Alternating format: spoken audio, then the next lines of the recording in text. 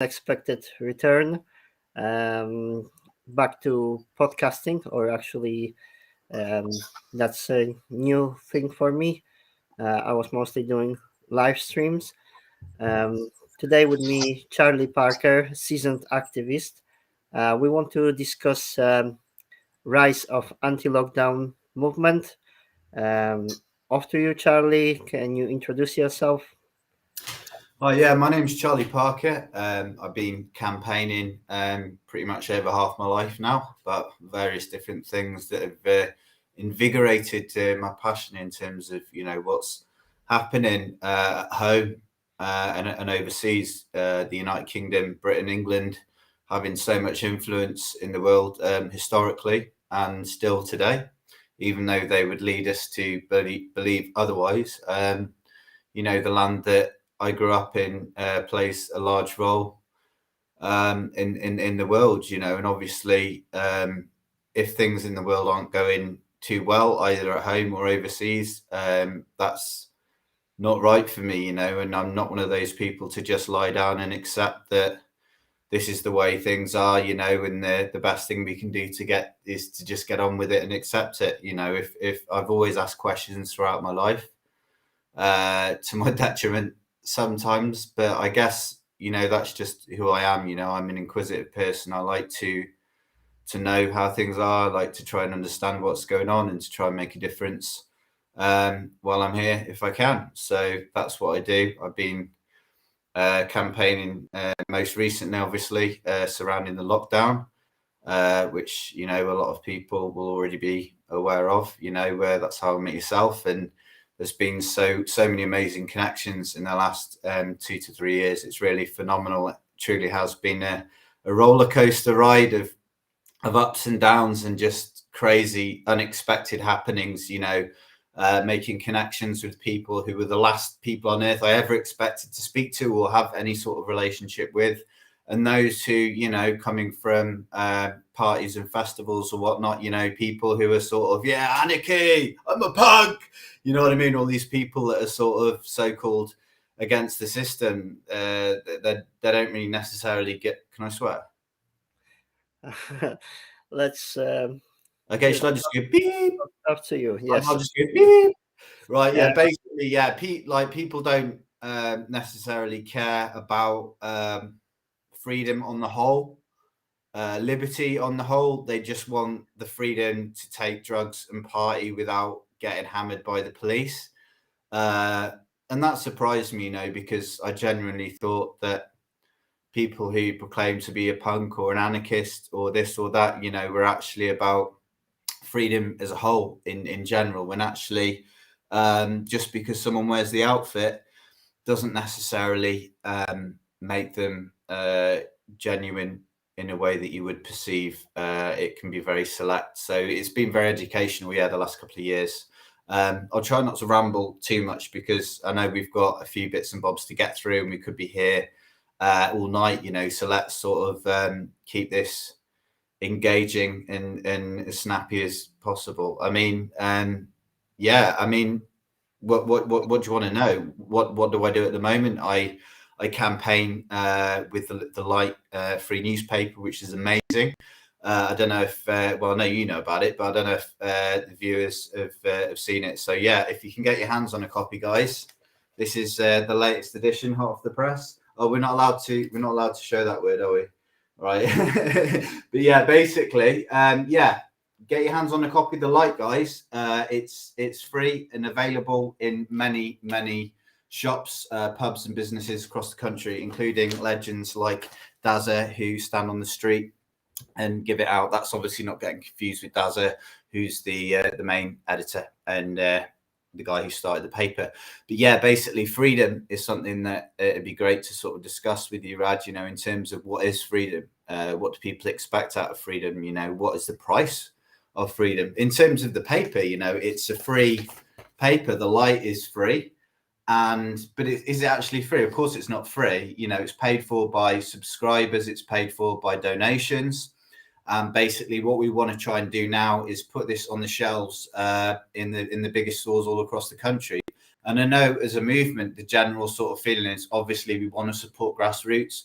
We want to support small businesses and people who are doing things, in terms of mom and pop, small family businesses. But actually, in terms of exposure, I think we're at a point now where, we want to hit 1 million copies. We want to get this out there to the whole country. We want everyone to see it, and for that to happen, we need to get it in the big stores. So that's where we're at. And in that instance, we'll be putting it on retail for around 60 pence. So if anyone thinks that that's too little, if people think that that's too much, please let us know, because we want to get this paper out there. And it's so amazing. There's so many engaging stories in it, that are sort of up to date in terms of what's going on, and solutions about giving people hope and understanding, and reassurance, that there are people who think the same as them, and they're working together to try and sort all of this.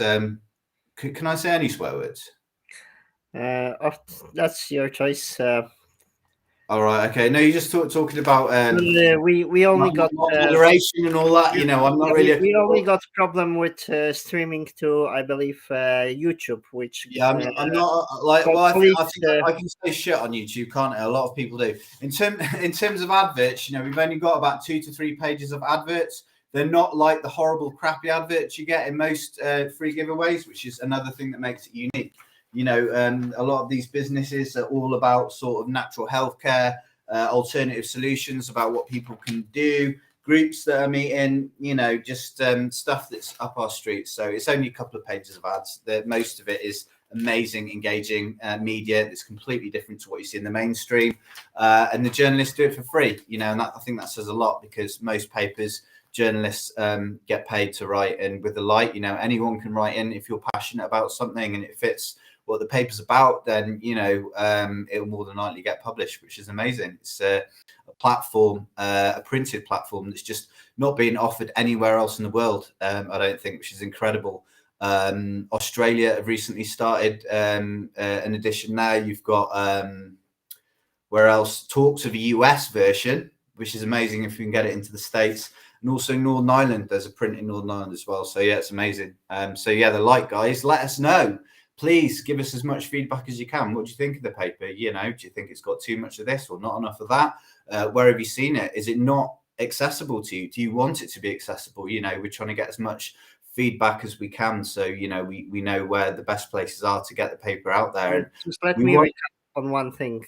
So this is newspaper which is fully funded by volunteers, and it's designed by volunteers. So you can contribute by writing articles, which otherwise you would struggle to get to a printed press with certain subject, I can imagine. So you're saying that this newspaper is open for people to contribute either by sponsoring this project, or by distributing the newspaper, or by actually writing content and articles, right? Absolutely. If you haven't got any money and you want to support, and you can write, by the way, and spell, write us an article.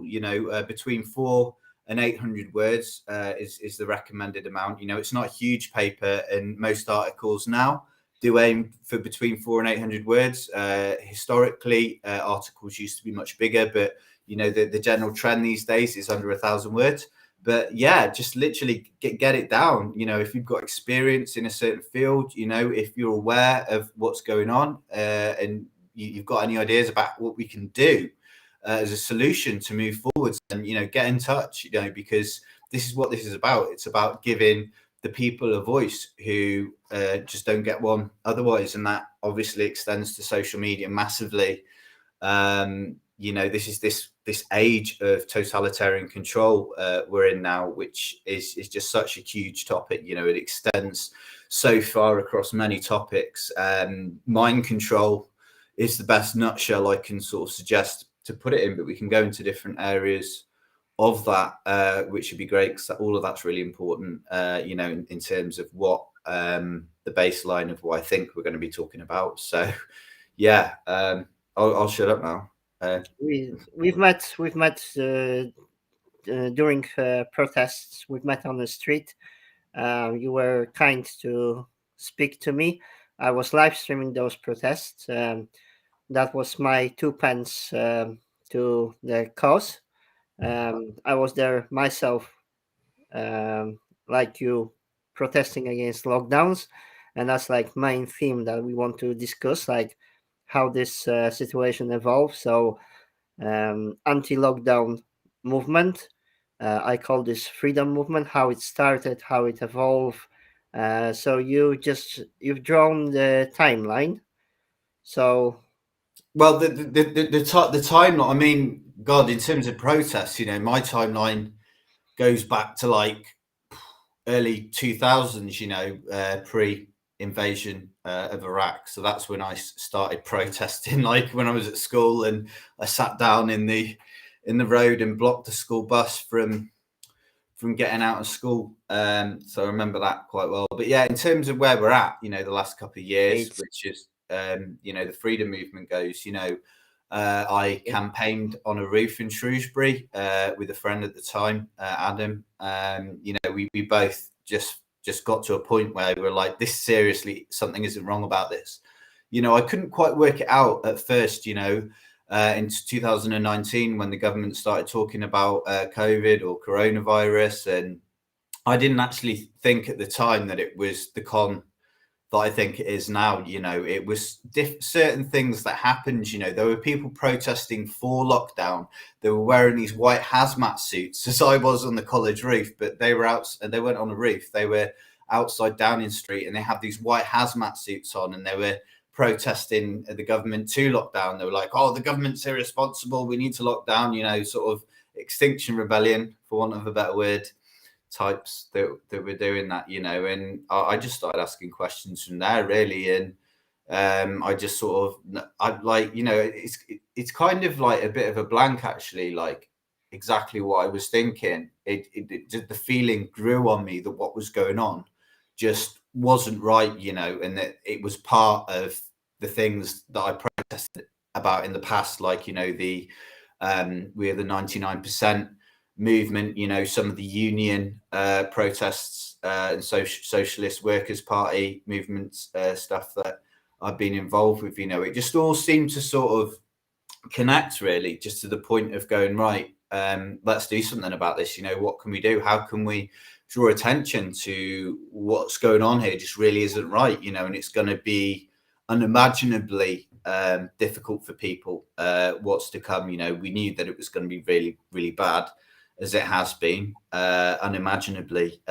So yeah, we decided to get a big sign, and we wrote "No More Lockdown." It was actually one of the old signs I'd used from my events that I had in my artistic studio itinerary of stuff that had been thrown at me, just obsolete stuff. And I made this sign, "No More Lockdown," huge sign. And me and Ad got up on the roof.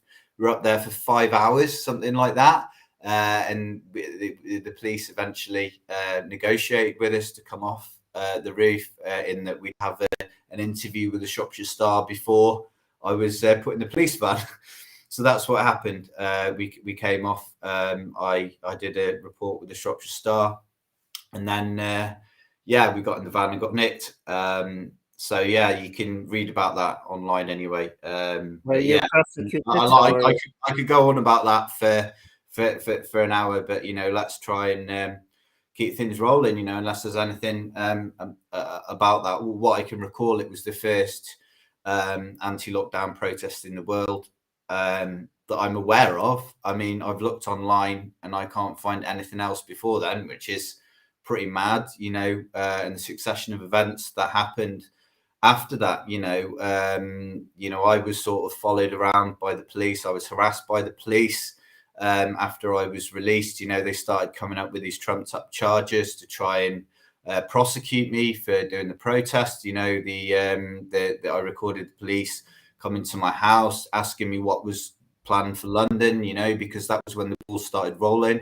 And people came together and they went down to the head of the Metropolitan Police in London. I actually got followed by undercover police down the M6, got flagged by a black Beamer, and they basically said, look, if you don't turn around, we're gonna nick you, so piss off back that way.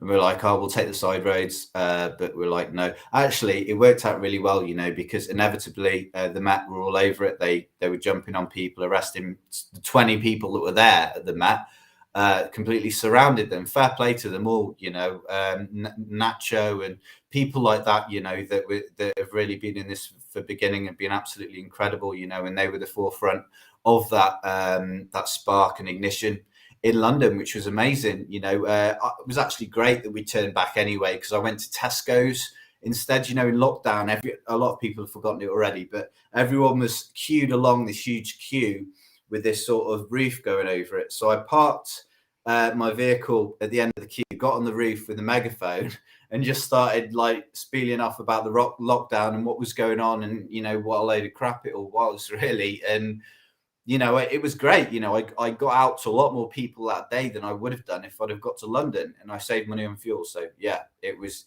cool. And then after then, obviously, there was just this succession of things happening. It was really exciting. Piers Corbyn started up in Glastonbury. He started doing speeches there. Again, the police jumped on him and started haranguing him.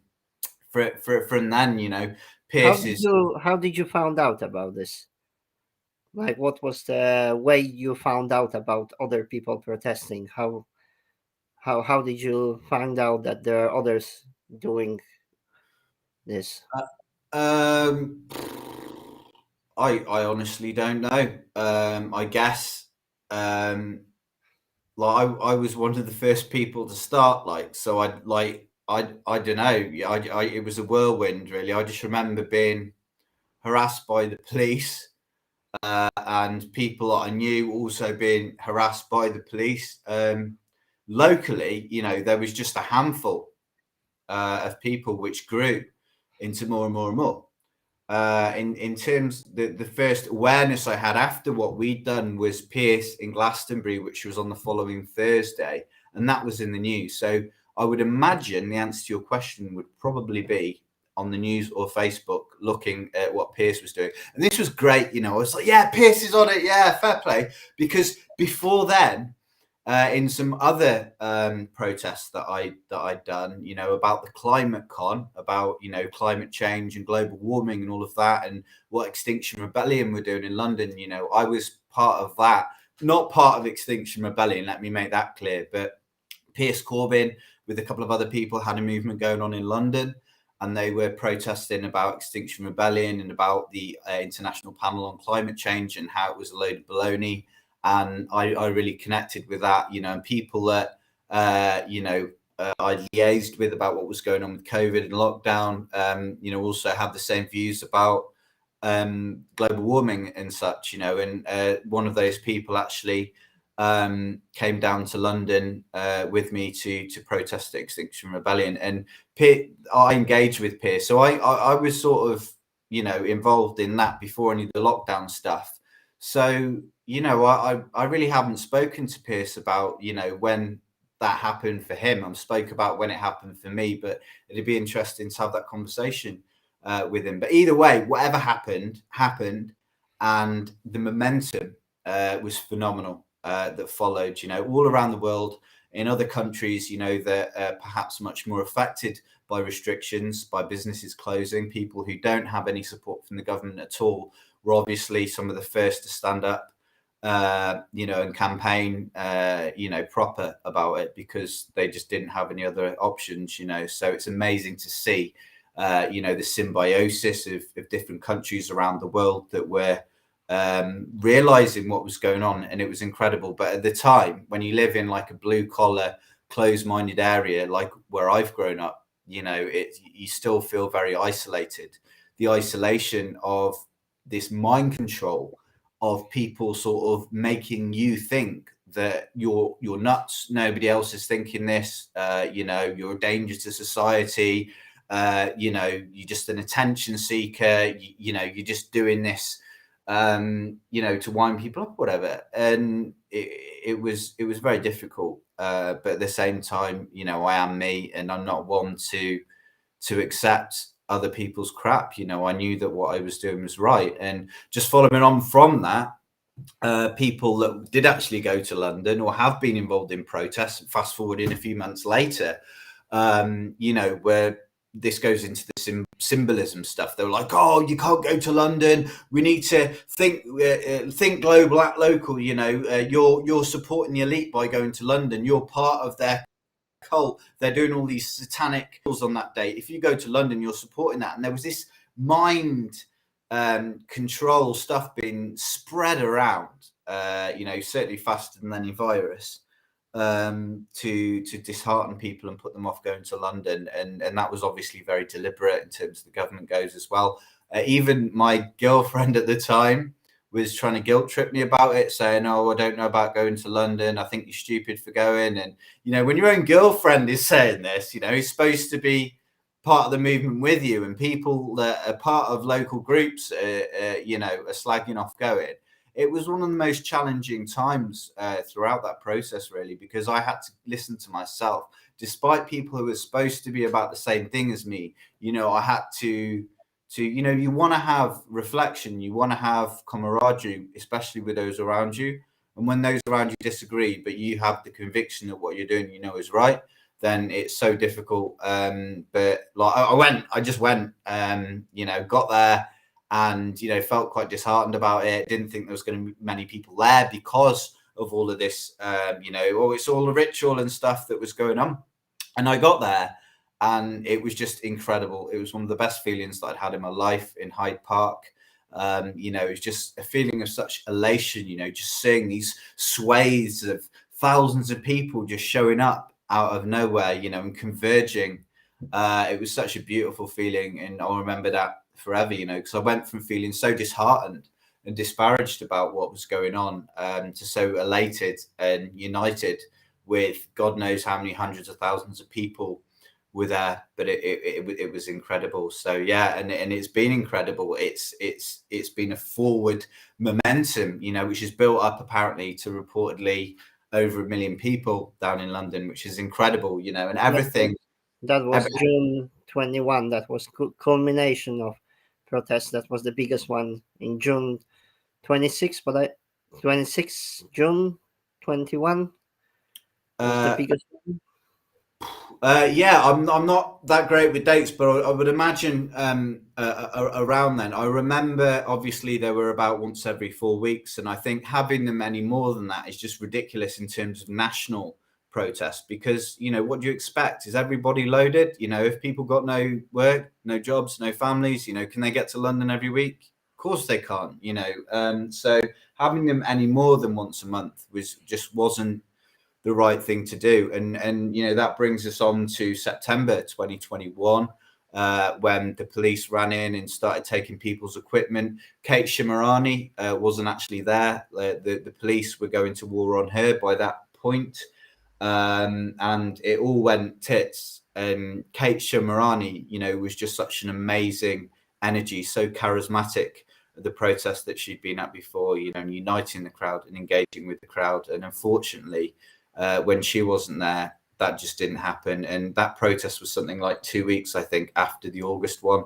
I mean, people blame Kate for that, but again, we've got the whole shill complex and the finger of blame being pointed against people who are actually doing good things and bringing people together. And I just think that is something to be aware of as much as possible, because it's real. And as a result of it, after that point, all of this finger pointing against myself, against Piers, Geza, Kate, and that guy, I can't even remember the guy's name, but he started a YouTube channel, all in dedication of the shills of London. And look, that guy's got an orange bag, he's Illuminati, that's the color of the Freemasons, and all of this. And it was in John Overkill, that's the guy, John Overkill. And God, it was just insane. I swear he was being paid to do that. But again, just an example of divide and rule, and without unity in terms of protest,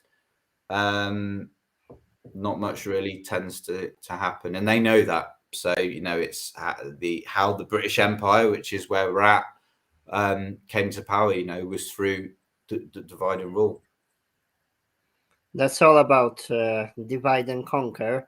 That's really the reason why I wanted to chat with you today. I'm looking for a solution because we are in a bit of a pickle. I think, like, you can see that momentum is gone. People were engaged when the threat was visible, threat of lockdowns, but then we've got so many other issues. We've got issues with injectables. That's the thing we can't really talk about on a compel speech platform, which is YouTube. I don't want to have my account nuked here at the minute, but I think we know what is going on, and that momentum was intense up until June 21, where we had this massive protest, over a million people marching through London, and obviously all that information was suppressed. That was one of the reasons why I was attending those protests and I was live streaming them. Now I see that we obviously, I never stopped advocating protests. It's a part of democracy. But I just, like, now I see that this momentum is lost, and protesting alone does not provide alternative. That's my opinion. Well, And that's how we started. I mean, that's how I started. You know, the first big protest I went to was the Iraq March, which is the only comparable march that I can ever think of that was bigger, where there was reportedly a couple of million people in London. I mean, a lot of stuff that I've done has been like on my own or just with another person. You know, like the first protest. Well, we obviously did the protest on the roof. That was two of us. And then the next walk around protest I did, there was two of us. Guy from Hereford, and we walked around Shrewsbury campaigning.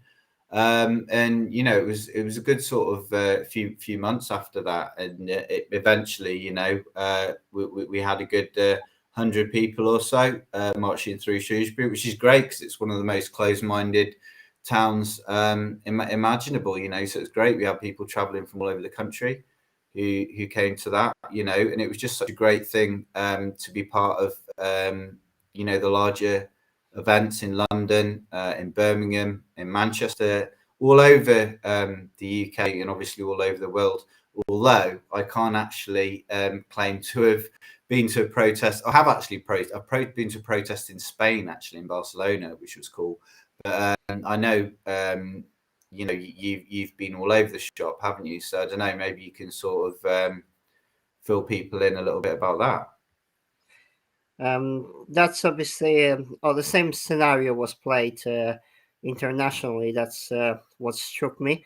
The same model, except for Sweden.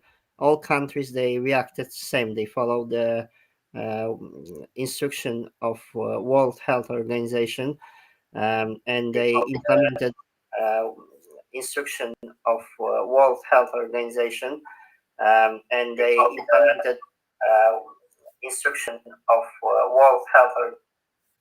We've got some issues. It seems like lag. Right, so it started with Imperial College of London and infamous Professor Pans Neil Ferguson, who came with his modeling of 8 people infecting exponentially another 8. And he was basically preaching doomsday.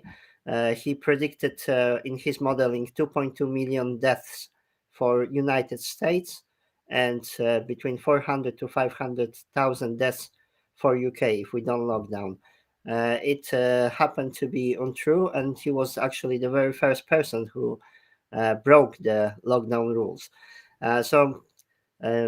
Throughout that period, the first 18 months, I visited several countries. I've been to Ireland, few protests in Dublin.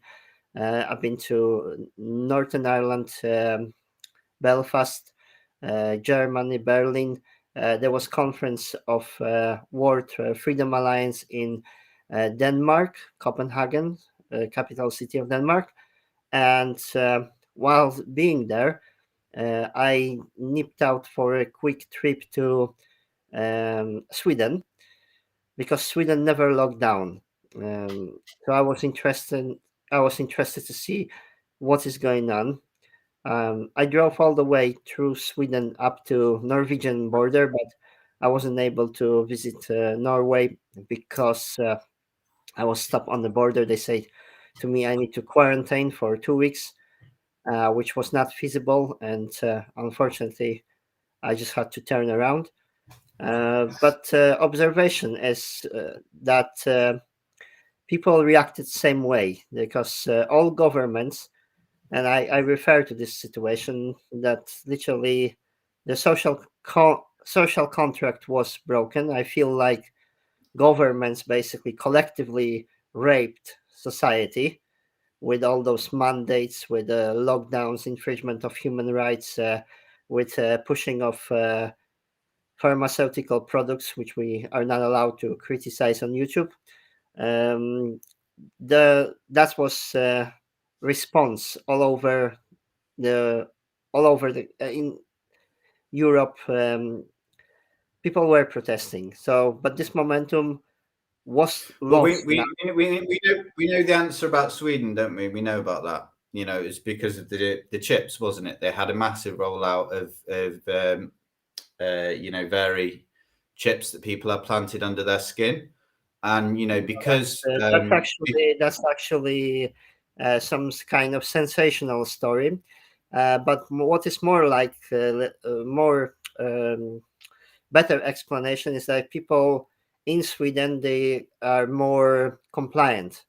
So rather than saying that they got technology controlling them, I would just say it's a mentality. So people there, they're more compliant. Right. Okay. Well, there you go. I mean, I think because of the response from the police in London, for me, that's a real sign that things weren't perhaps as they expected them to be. I know in terms of big tech, things have been far from how they expected things to be. They plowed so much money into these things, because they thought the lockdown mental prison would be a lot more sustained after this, and that people would be a lot more engaged with social media and be spending and be a lot more reliant upon technology. So they've invested so much into it and lost a lot of money because of it. But on the other hand, does it really matter that they've lost a lot of money because they're some of the richest people on the planet? So there you go. I mean, I guess they'd rather take the risk and put the money into it than not because they're so insanely rich. But anyway, yeah, it's amazing to just be part of such a beautiful sort of happening. When there was so much doubt and abuse and attacks, from the government, and it was a real eye opener just to how involved, their mind control and their social influence is, and how much that extends to social media and how so many people are affected and manipulated by social engineering without even realizing it. The people who do these things are, say, cleverer than most people. They're sort of, focused and channeled in that area of mind control, and it's phenomenal. It really is, and I can't emphasize how important it is for people to be together in person and to experience each other. Apparently body language is like 80% of human communication. There you go.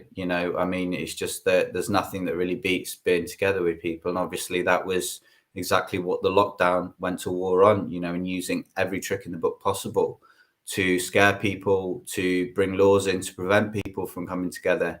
And I think that's what the common ground that we all share that brought us together in the first place. And this mind control, it sort of goes so far in terms of how it influences people without them realizing it. And I know that you've got some views on that, that I heard the other night. Do you want to pick up on that, Rad? In terms of how you feel about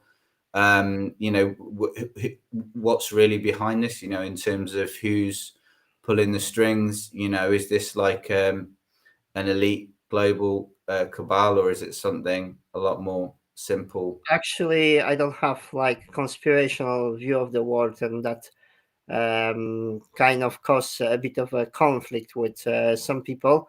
I think we're living in a quite complex world, and I'm just not finding. I'm not accepting easy explanations. There are obviously the whole of the history. We cannot change circumstances. So what was built in history, the historical process that got us to this place, we can't influence this. But I'm advocating personal responsibility, and I'm just looking for solutions. So we can't alter the past, what happened or what conditioned the past, but we've got influence over what's happening. So perfect example was coming out to protest. But I'm just I'm just pondering on the fact that this momentum was lost, where lockdowns were finished. Basic people like they've lost track of a danger, what is coming. So this installation of the new system, which I would say most likely it's a new version of fascism. Definition of fascism is unelected government, which actually tick the box as for current UK establishment, because we were not able to elect prime minister. It was elected, or it was nominated, and actual current prime minister actually lost the election. So how come he can be at power? Or like dismissing of Liz Truss from position. We had this argument with Brexit that we don't want influence over country matters from unelected officials. But then now we've got pressure from International Monetary Fund, and Prime Minister of UK needs to resign. So that just shows you a level of connection. But I think the bottom line is that business and power, they tend to concentrate. So like final destination for those people, I think they want to create monopoly where they want to. That's where the unhealthy balance. There is no balance. The balance is lost. So the role, traditionally role of the government, was to balance um, public interest, national interest, and then position of businesses, and obviously provide, let's say, security against internal or external threats. And what we've seen, that's my opinion, was the complete hijack of the political system, judicial system, health system, informational flow. So traditionally, like journalism would contest the power. It would be like watchdog. That's how originally press started. They were basically paid by members of public to keep the power to account. But what turned So around? you don't think there's a cabal? Is that what you're saying? No, I'm just not. For me, this is just politics as always. I'm coming from post-communistic country. This is something I witnessed in my country history. I was too young to experience this myself, but my country was under totalitarian dictatorship. We're under communistic regime. We had a complete demolition of the economy. There were situation when basically country was rationing, so you wouldn't be able to buy products. There would be no selection of goods. You would only have like coupons to go to shop to get your essentials. So this is situation that we can end up, let's say that's what you want to discuss with CBDC, which are not money anymore. They're kind of coupons which government got total control over, and they basically. If we can just sort of like keep it to the sort of symbols, if that's okay, because I remember you sort of saying about how you think people on part of the movement are losing their minds, or you think it's a trap to divide people. And you reference your company, which is called Moderna, right? Moderna homes. I'm running letting agency, and then some. It's basically paranoia. I think we're going through mass hysteria, and then people. That's another thing. Like I didn't realize there's group which called themselves like subculture called themselves truthers. So like now, how would we define truthers? So is that somebody like fact checkers on Facebook? Is that somebody who got monopoly on truth? What is the truth? So um, I do get concept that maybe it makes easier for some people to cope with the complex world to have some sorts of explanation that we like, future is set, there is one big conspiracy going, there's one group trying to take over the world. It does not satisfy me, that kind of explanation.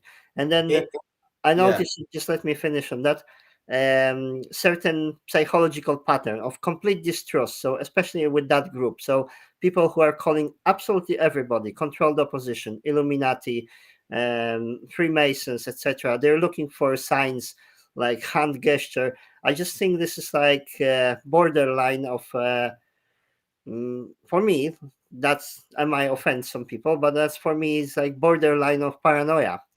Um, and then I see this world, human world, very simple. As a society, we are economical species.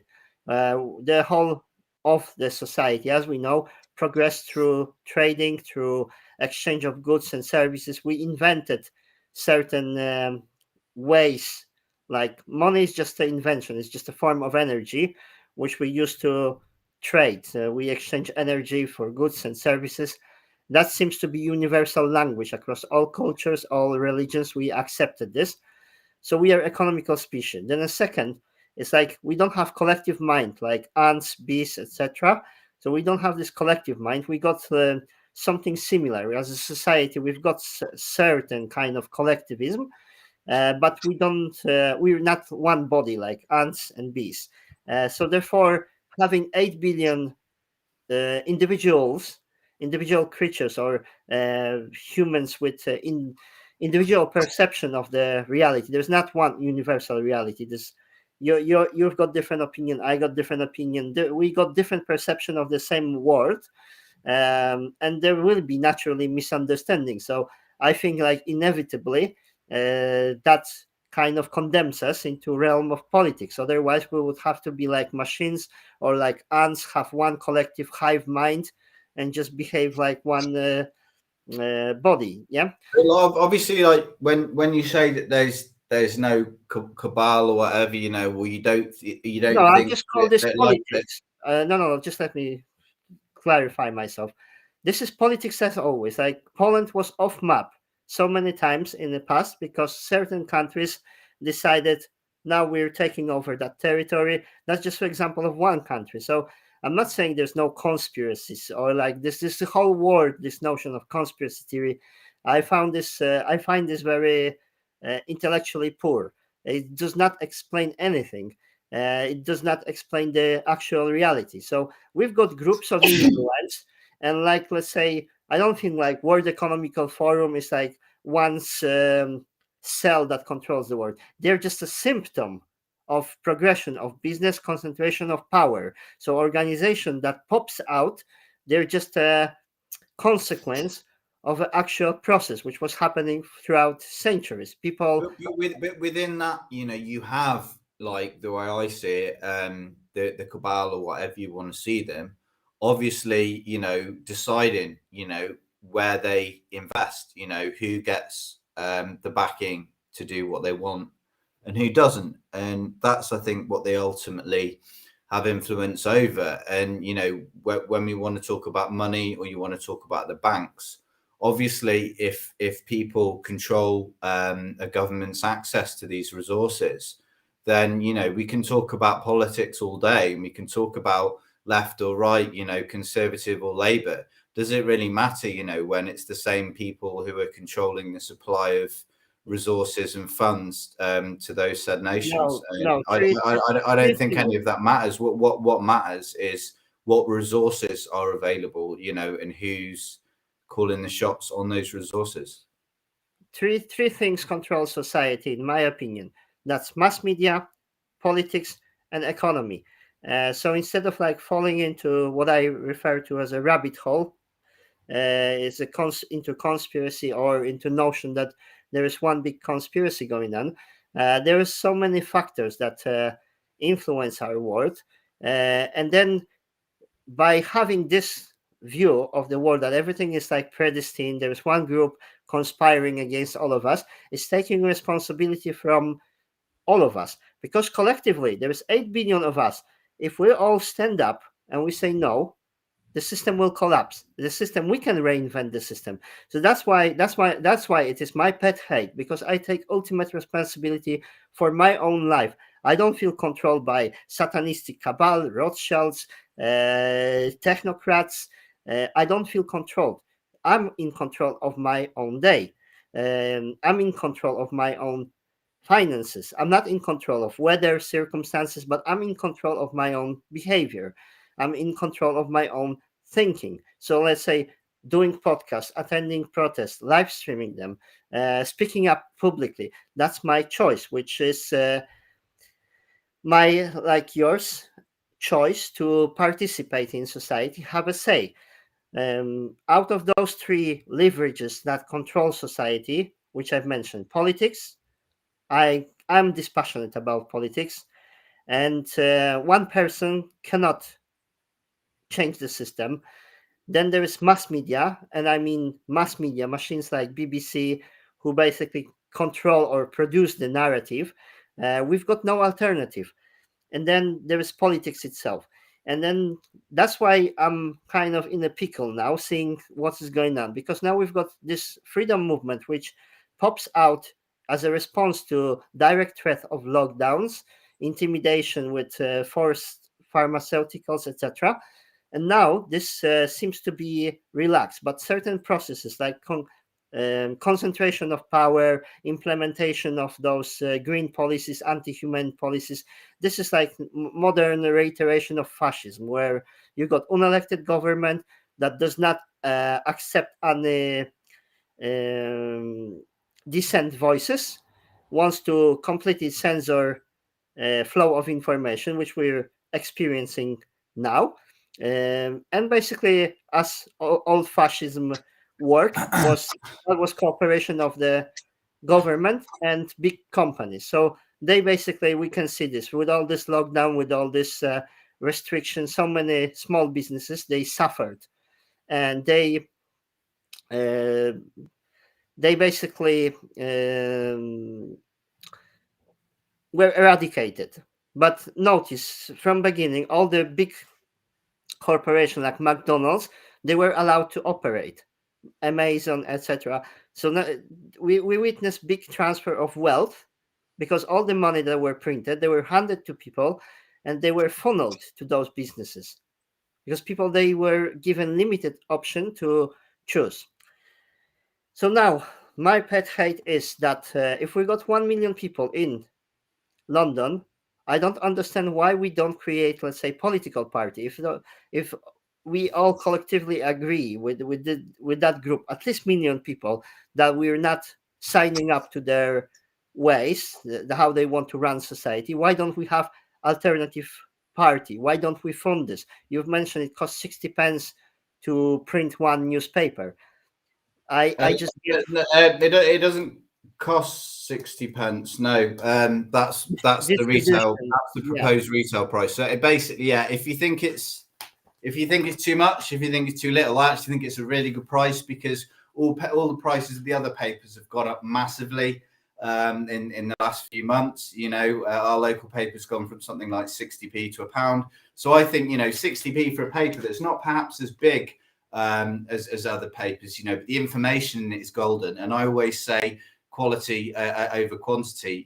So literally, I think it's probably worth more than 60p. But I just think now is the time to put the onus on alternative media, on the reader. We've been on the ground now for over 2 years as a free product, giving it to people out of compassion and love, and people have put their blood, sweat and tears into it, put so much energy into it. I really feel now is the time that has come for those that truly appreciate alternative media like the light, which there isn't any other examples of in the world, as far as I'm aware, to put their hands in the pockets. I mean, if you're homeless, if you're on the street, and you're spending most of your money on white lightning, 60p is really negligible, for something that's going to keep you engaged for a good few hours. And we're always looking for people's feedback, in terms of, how does the paper make you feel? Does it offer you hope? Does it just make you feel jaded?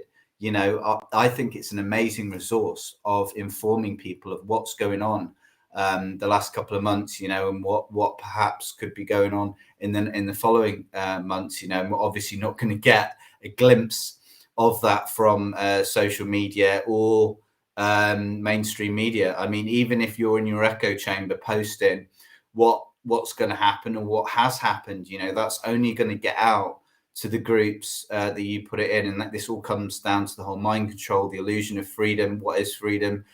People who are aware of certain things, social media engages them with other people who are aware of the same things, and it makes them feel that they're getting out to everyone, when actually it's crap. They're not. And again, this is another component of mind control, to give people the feeling that their engagement and what they're doing is making a difference, because then they don't feel that they need to do anything else. And most people are lazy. That's just how it is. People would much rather sit behind a keyboard and post stuff and think that they're changing the world, than actually get out there and do stuff on the ground. And I just think that's why it's so important, for people to come together and engage with each other, which hasn't really been happening at all. I mean, there's a couple of events lined up, where on the 18th of Feb, there's a Cash is Freedom. Sorry, it's not just Cash is Freedom is one of the things, but this is more in relation to the 15-minute or 20-minute neighbourhoods, that a recent proposal has obviously been confirmed, that something like 100 different pilot areas in the UK are going to be trying out this thing whereby if people go outside of their 15-minute zone, in which they can get all the amenities that apparently they need, they're going to receive a £75 fine, so I've been told. So this has been proposed to come in. So on the 18th of Feb in Oxford, if you want to check that out, just search hashtag our community, our choice.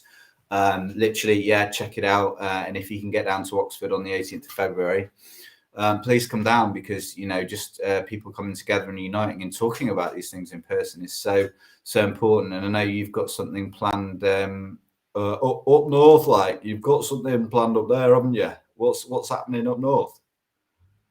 There is protest this Saturday, 4th of February in This Sheffield. Saturday. Sheffield Council wants to introduce fee for entering town centre with, at this moment, this is just business vehicles. So this will hit, again, small business in first place. It's £10 for taxis and up to £60 for a van or lorry per day.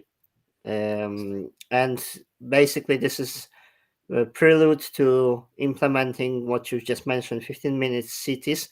That's coming back to this fascistic model of the society, where there's totalitarian dictatorship over society. We're not allowed to criticize the government. We got this twisted version of collectivism, where we are being sold that this is for community, that this is for environment, which is not true. It's completely twisted, this narration. I watched interesting video on YouTube. The channel was called Window on the World. I can't recall this author name, but he was discussing with Dave Curtin. All right, yeah. Yep. So we know Dave from Heritage Party. Situation that obviously it's implementation of United Nation Agenda 21, Agenda 2030, deindustrialization, concentrating people in small urban areas, surveillance, monitoring, restriction of freedom, digital ID, cashless society. So for me, that's why I refer to this as politics as always, because like we experienced this already in Europe, in all the countries, post-communist countries. We had a similar thing pushed on us. The thing is that the people who are involved for my side of things, people I've spoke to that are city slickers, people who work in the square mile, city banking in London, that to them CBDC is alien. These are people who are on six-figure salaries, forecasting markets and handling investments of millions of pounds, and they don't know what CBDC is, and then they look it up and go, "Oh yeah, it's a thing. It's been suggested. There's going to be meetings about it in 10 years time. It might happen." So to them, it's literally right out there on the periphery, and it's only like a possibility that might get implemented in the distant future. And actually, from what we're looking at, the reality is that they're very much planning on implementing these things and having the model there ready to push in, and people can't envisage it without the problem reaction solution. Just like they can't envisage a COVID lockdown apart from Bill Gates is doing his events to announce it, which is a cabal thing apparently, by the way. But yeah, basically it's just it's a problem. COVID reaction. What are we going to do? Everyone's dying. Oh no, we've got to do this. You're going to die. And then all of a sudden, like everyone's in a situation where, they never could have possibly imagined that they would be. And people are just saying yes to whatever, stand on your right foot and put your arm behind your back, and it's just incredible. I had no idea that this mind control, this influence on mass psyche, mass consciousness could be so incredibly huge as it was. I just thought, yeah, people are influenced through pop music, through political parties or whatever. But when that happened, I was like, oh my God, like how can people go along with this? And it was like, and it was the same for everyone else that got it. We were like, what the hell is going on? This is so screwed up. How I look at this? If you look at the body as a percentage, so head will represent perhaps 10% of overall body mass, and then 90% is just a body which does not think. It just do its thing. So like control mechanism is not 10%. The 10% is just a head. And then if you really narrow down what's the total percentage for the brain, would that be 3%? I think it's a representation of the society. More than 3%. What's your point? So my point is that this is representation of society. So let's say 80% of society is unaware, like body. Body is not aware. It's not making decisions. So the central system is making decision what I'm gonna do with my hand. But let's say the hand does not think for brain and for our life. So perhaps that's the way the society functions. So 80% of people is kind of unaware, or is in a sleep mode where the head is making the decision. We delegated certain responsibility, and that's how I look at this situation. We found ourselves in this pickle because we trusted daddy government to look after us without really paying. I don't know, you say we, I certainly didn't. Okay, so that's just a generalization. So like however many people swallowed it. Yeah, we trusted the system. We trusted politicians to do their job. Society is based on trust. So we got baker baking bread. We've got farmers growing the food, growing the livestock. We've got delegation of responsibility. So the social contract was for government to balance the things. So certain powers will not take over. And actually, that's what happened. That's the very thing for which government should be present, is to protect us, to balance certain things. And it basically become hijacked by a certain group of interests. So that's why I'm referring again back to politics, back to actual business, and back Back to to the cabal. back to mass media, which are basically spouting propaganda, and they are making people to believe in certain things, like, And let's and, say. and who owns mass media? But look how media, in, let's say, originally their role was to keep government in check, and they basically have been hijacked same way as a government. So in my idealistic view is that we should engage in politics, we should challenge media competition. But that's where my pet hate is with people who are seeing everything as conspiracy, when I'm just giving simple solution, like, okay, if there's 1 million people in protesting in London, I'm just my business thinking, we got 1 million people, everybody donates £10, now we've got budget of £10 million to fund political representation, to fund activists, to fund the equipment, to fund media, to fund press, like you've just mentioned. You want your newspaper to be supported. So we need to fund this. So that's where I'm finding that people really don't want solution, because we need to fund the solution. The same people who complain and moan about this, they will buy their Coca-Colas, McDonald's, and they will continue to pay their taxes to oppressive regime. I think most people don't realize that they are spending roughly 70% before this situation, before 2020. Average employee um, paid 70% in taxes. People can't do the math. So they think they are paying 20% tax, 12% NE, so that's just 30%. That's not true, because we pay tax on everything. We paid value added tax. Everything, every service is taxed. So there's tax upon everything we purchase. So if you really squeeze the juice, it will come something to 70%. I never questioned this. I didn't mind paying. I wouldn't like to live in a jungle. I enjoy living in a society, so I don't mind paying my bit, paying taxes.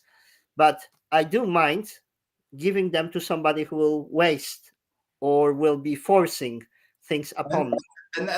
that's exactly obviously how things are. But what I mean is, like, a lot of the freedom movement or the focuses, have been on said politicians, Matt Hancock, Boris Johnson, the dog chews that are thrown out there for people to gnaw on. How does any of it matter? If the same bodies of power are pulling the strings week in, week out, if the same people are just putting a different face into government or into the royal family or whatever, what difference does it make when they're all serving the same people? And what happens when someone with an authentic solution and genuine ethos comes into it? They in turn get chewed up, even though they're good people. Don't agree with everything Jeremy Corbyn says, but I think he's a darn sight more honest and genuine than anybody else I've seen in Westminster. And just look, propaganda campaign. Oh, he's he's an anti-Semite. He's a Trotskyist. He's this. He's that. And again, it comes down to mind control, doesn't it? Despite him, herds, crowds cheering at him in the street. Wherever he went. Sensationalism. Glastonbury Festival, thousands of people chanting Jeremy Corbyn. That was phenomenal. What other crowds at festivals have you seen? People shouting their support for a politician. I've never seen it before. That's what I mean. Engagement is needed. There was a study by BBC on.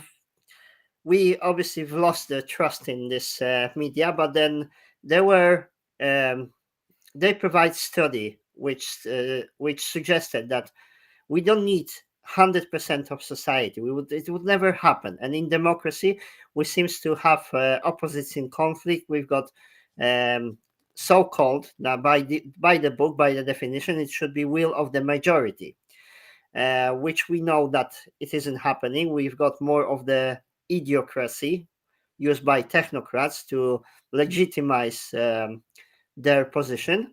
So we don't have real democracy. But why shouldn't we have? There is more of us than them. And like perfect example, with million people, we completely paralyzed London. The police could do nothing. How much resources they can pull. And I remember actually that was maybe one of the first situation where we've met after really first year 2020. Police were quite brutal. They manhandled many people. They were arresting. They were trying to bully us, and They protests. weren't trying, they were. Yeah, protests. They went quiet around December 2020. There was one protest on the 15th, I believe, of January. I might mix the date now, but it was squashed. There was just a handful of people that came, and maybe 500 police that chased us away. And then I remember exact date because 21st of March, it's astronomical spring, and the protest happened on the 20 of 20 of March. And on that day, I thought like maybe there will be 300, 500 people who will come. They will release 1,000 police. It will be over. But I went there, you say A, you do B. I mean, you need to be consistent. So on that day, to my surprise, around 80,000 people turn up. And on that day, police could do nothing, absolutely nothing. They were overwhelmed. Obviously, On they the created 31st of March. 20th of March 21. Oh, 21, right, okay, sorry, yeah. Yes, I about threw up the first one you went to at the mat. No, right, okay. yes. Yeah, I so use 2021. 80,000 as a roof figure because this would be like twice much as protest at Trafalgar Yeah, Square. and the magic was actually happening then. There was no shillery fuckery, it was literally like people got it and they were there and they were supporting each other, and the energy was and the unity was incredible, and that was the momentum that they were scared of, which is why initially, they came in with the police so heavy-handed, and then they used more sophisticated techniques to divide people and create splinters, such as spreading rumors about people, saying that people are shills, working for this side or that side, and everyone was pointing the finger at each other, including members of my group, basically saying I'm supporting like a satanic cult or whatever by going to a protest. And this is what this war's about. World War III or World War IV, whichever war we're in right now. It's about people having the ability to be able to question, and the conviction to be able to go with, what's true to them, and not what people are pressuring them and controlling them to be outside of their authentic self, whether they be a partner. A lot of marriages are broken down over this. Family, friends, people who thought you were your friend. It's a real test. Like, above all, these last few years have been a massively testing time, technologically testing for me, because somebody did actually ask about my channel. So it'd be good to sort of link this cast up with my channel. Like, I'm actually signed into it now. Is it a difficult thing to do, or is it? You can type in the chat box. I will just read chat because there's just a handful of comments. I got one from Gus. Hi guys. Ray, he asked for your channel link, so you can just type in the comment box and it will show on all channels, because we are streaming to 3 Facebook pages and one YouTube Right. channel. So what do I do? Press add channels, yeah? No, type message in chat box. Can you see chat All on right. the right hand side? Private chat, yeah? No, not private chat. You got chat. Yeah, I can see the main chat thing, but there isn't a thing Yes. for me to type in. So send me in private chat. I will send to public. Yeah, just send me your Oh link. right, okay, yeah. I'll send you. I'll see if I can. I don't know if yeah. I'll send you a link. So yeah, if while we're doing that, then if we sort of crack on with the said agenda of what we're on about here, because this was off the back of symbology and you getting really annoyed about people associating your company with No, it's not really about company, but I'm just finding this disturbing. People who are watching for hand gesture, Illuminati signs, but they're not doing anything. Like for me, this world is very simple. Society is run by politics, economy, and by mass media. And if we don't engage in those three, then I'm sorry, then we are being ruled over because we're not providing alternative. So that's where my focus goes. I'm not really interested in all those stories because if we can't be asked to fund our own political party, then we're not in government and automatically we will be governed over. So but the thing is, Rad, I would like people to be empowered, right? Unless people are aware, of what's really going on, then how can they be empowered? If they're at a music festival, yeah, they're seeing a band that they like, and everyone's like, yeah, fuck yeah, man, this is so cool, and they're making a satanic hand gesture.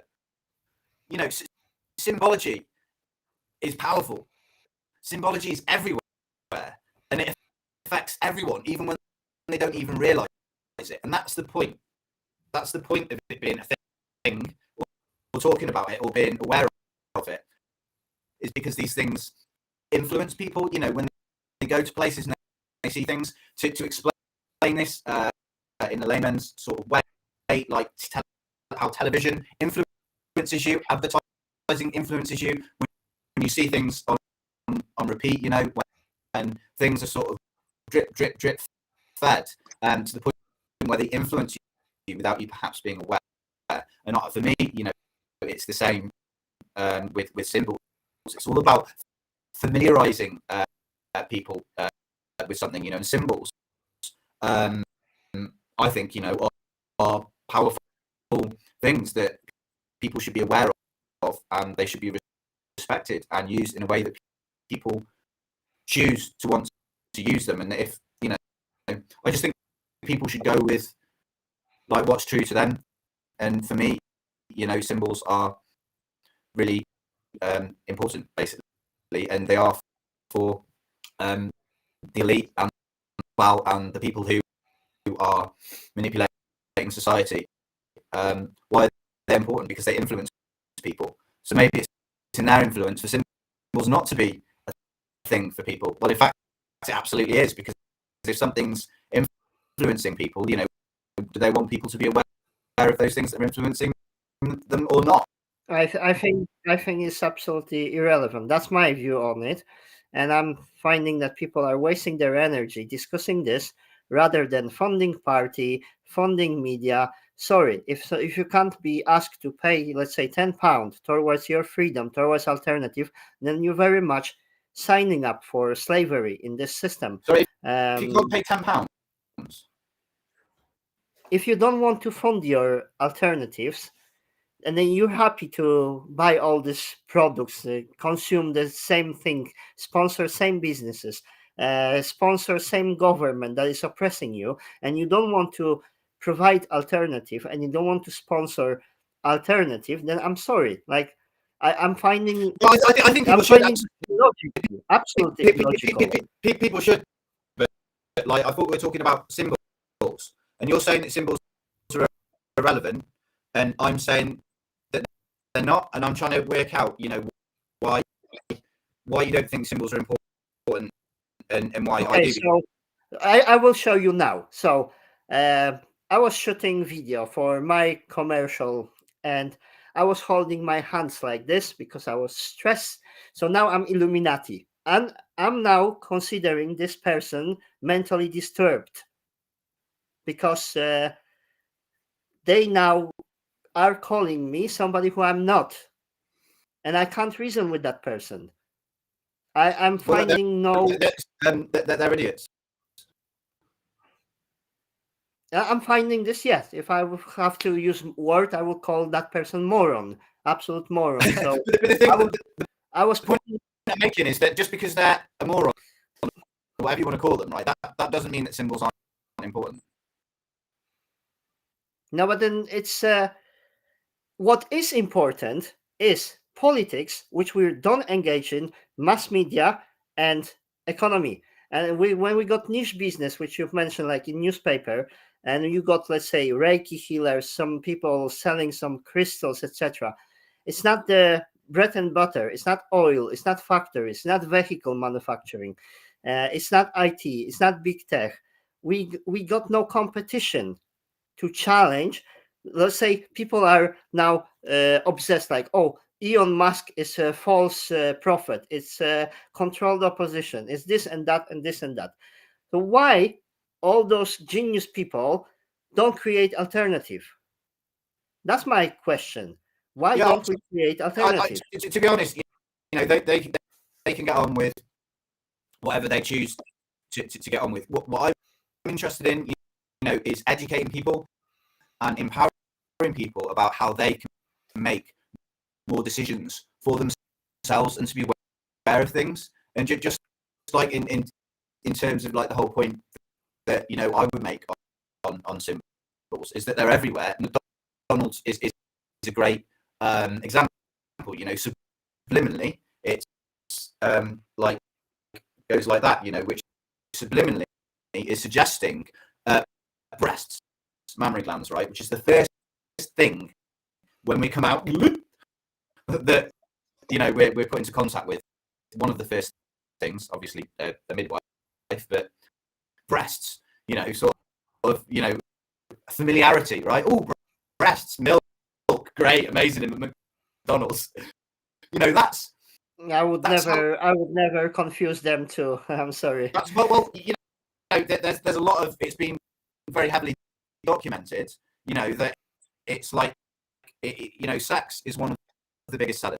They use eroticism and sex to sell, right? Okay, and you've got sort of like beer bottles, for instance, that when you put them together, they have the same profile as a sort of hourglass figure, bum, and legs, and again, that symbology, that's basically putting the idea of something into something else to make that something else, which is usually shite, desirable, right? And that these are the core fundamentals here, the whole building blocks of reversing one thing that is completely wholesome and good for you to something I absolutely cannot comprehend. This is my opinion. it's not. We don't have to be disrespectful, but then let's compare.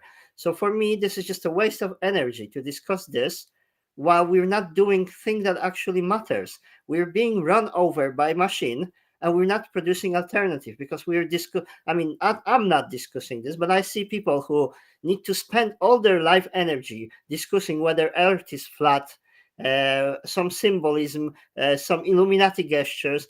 They're busy with their I refer to this mental masturbation. They're being busy, but not producing anything in the real world. And that's where my pet goes. I agree with you. I agree with you on that completely, that you're annoyed, right, about people sort of like they have with me, just because of like clothes that I've been wearing, or like the John Overkill, I was carrying an orange bag, he's a Freemason or whatever, yeah? Like, days, like, I've been just as pissed off about that level of ignorance as you are, Rad. But I don't think that. I would just refer, normie me, that's how I perceive myself. I would like to see there's 68 million people in this country. 20 million people refuse the job. I would say that my guesstimate is that we've got at least 10 million people, 20 million refuse injectables, at least 10 million, that's adult people with capacity some sort of financial capacity. If we're talking about this, just cause and effect. We are now complaining that there are organizations like World Economical Forum, that there are cabal and groups. Why don't we create our own group? Why don't we create our own representation? If you got 10 million people donating, let's say £10, just to give you an example, that's £100 million every month, £1.2 billion a year budget to produce alternative. Do you know how much was spent on scamdemic propaganda? Group guess. Let me guess. I think 20 billion. £500 million, £500 million. All these not banners, as much all as I this thought then. newspaper. No, not as much as I Just thought. 500, just 500 million. And I give you quick example.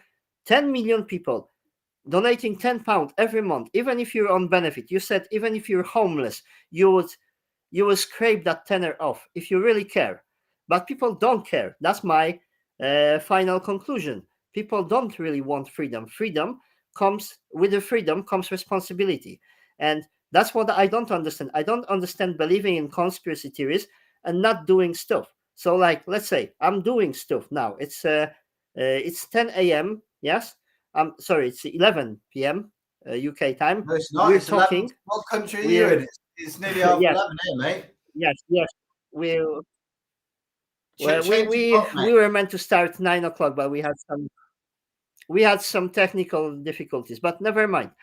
I'm trying to do something in my capacity to use public platform, to use social media, to discuss different idea. We don't have to agree on everything, but then we need to come with some sort of solution. But That's why. Point, is that all right? Yes. Right. Basically, yeah. First of all, I'd just like to ask you a question. Why is your company actually called Moderna? I wanted to register Modern Homes Limited, and if you try to register any straight name, like, I don't know, Red Box Limited, yeah, you will find that it's already taken. So what does Moderna mean to you? I wanted to register name Modern Homes. Oh, right. Okay. Right. So that's why it was taken. So I stick Cheeky A, and I'm not related in any way, shape, or form with company producing vaccines. I registered my company in 2016, and this is property management company. I wanted to register Modern Homes Limited. It was taken.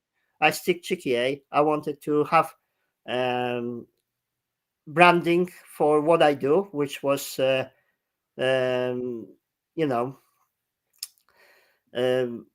wanted to make a difference in my niche, like properties. We specialize in shared accommodation. So we were renovating houses with clients. So I came to UK in 2007, and I landed in a really rough condition. Yeah, I've been through 4 shared houses, terrible condition, kind of traumatic experience. But you're just coming to different country. You got no choice, and I was kind of absorbed with a corporate job. I was working in 6 years since I've came to this country. I had a manager job. I came to work in warehouse. So I started from manual labor. In 6 years' time. I had a manager job. So I get that. You're obviously coming from a completely genuine place, mate. I don't doubt But that. then you can't resonate with people, and they're finding shit that is not there, and they're absorbed with this mental masturbation. That's what I'm referring. Yeah, but what I'm suggesting is don't get preoccupied with their shit, right? Because it's their shit. It's not your shit, right? What I'm trying to put across, right, is the fact that I do think symbols are important and why I think they're important. I'm not one of those idiots, right? I'm someone who is observing said facts, a fact being that your company is called Moderna and that people may think that it's something to do with a vaccine company. I can see why that might happen, but that's obviously bullshit, and you've explained why, and that's perfectly fine, right? What I want to just get across, is that recently there was an event called Comcast. Some of you might be aware of that. that occurred, which was basically for comedians and speakers, like Katie Hopkins and Gareth Icke, to have an event for them, for people that have been censored, and I think, oh, that's great, sounds really good fun, but it didn't seem to be promoted at all. It didn't really seem to be accessible to people, and it seemed quite elitist, to be honest. And then I looked at the name and I thought, Comcast, I'm sure I've heard of that. Obviously, I just, out of curiosity, just thought I'll check the event out. And obviously, what comes up when you search Comcast, not a comedy and podcast event, but one of the biggest multinational media conglomerates on the planet. Whether you agree with the cabal or not, one of the things that you've said, out of the three things in your world that need to be addressed, is mass media, and Comcast are mass media, right? So, to me, that seems like there isn't perhaps the sort of explanation that you've given for what you said with your Moderna. Literally, Comcast is, it's not like that it's some sort of back shelf media group that nobody knows about. Comcast, one of the biggest media organizations on the planet. If you're going to have an event that's about censorship and freedom, why would you call it after one of the biggest conglomerates on the planet? It's like me, opening up a mum and pop business, making jams and spreads and calling it McDonald's. Does it honestly make sense to you? I think people have been misled a lot, and I think things need to be communicated and they need to be clear. Otherwise, it's not going to engage anyone and people aren't going to trust shit. Do you know what I mean? It's like, it just doesn't make sense, right? Okay. And I question everything, okay? And I would encourage you to question everything. And it's okay for me to question, oh, right, well, Rad, you called your company Moderna. Have you got anything to do with vaccines? And you say, oh, no, there's no connection. This is why. And it's up to me whether I believe that or not. And of course I believe that. But what I'm saying is, why isn't it okay? To ask questions? If it's not okay to ask questions, some people are just full of crap, and they're they're idiots, and there's billions of people on the planet to talk to that do make sense, that you can connect with. So obviously, don't too much waste your time or getting annoyed, spending unnecessary energy on people who are just kind of, I don't know, I want to say stupid, Ignorant will be better word, because then again, if we'll go to those name calling, using words sheeples, etc., I find this antagonizing. I would just I've been stupid in my life. I've been an idiot in my life. I'm not professing to be perfect, but some people are just, I don't know, I do have a lot of compassion for people, and I try to communicate with people and understand where they're coming from. And sometimes, I've found if you give people a bit of space and just carry on doing what you're doing, they potentially become less stupid than they were before. So I'm not just branding someone with a label and saying they're like that because they were born like that. I think we've all got the capacity to be stupid. I think we've all got the capacity to be an idiot. And the more we can communicate and understand each other, the more chance humanity has of surviving. And at the moment, it's not looking too great. Looking at sort of things that some of the worst things in our country that people deal with on our streets. We want communities to be strong. We want them to be safe. And in urban areas that have got the highest concentrations of people are some of the most dangerous places for anyone, even children. During the Christmas period, there was a young girl that was shot in Liverpool. She was literally in her mid-20s. And she was just standing there and happened to get caught up in a shootout between drugs gangs or what have you, another death. And then, earlier on this month, I think it was the 18th of January, a 7-year-old child was taken down in broad daylight at a funeral. in London of all places. And yeah, it was on the news, but like literally, people should be talking about this shit and going, like, you know, if children are being shot in broad daylight in the streets in this country, then you know, I don't remember that happening when I was a kid. You know, stuff happened. You know, there was gangs like with guns shooting each other, but these sort of things were usually gang on gang after dark sort of shit.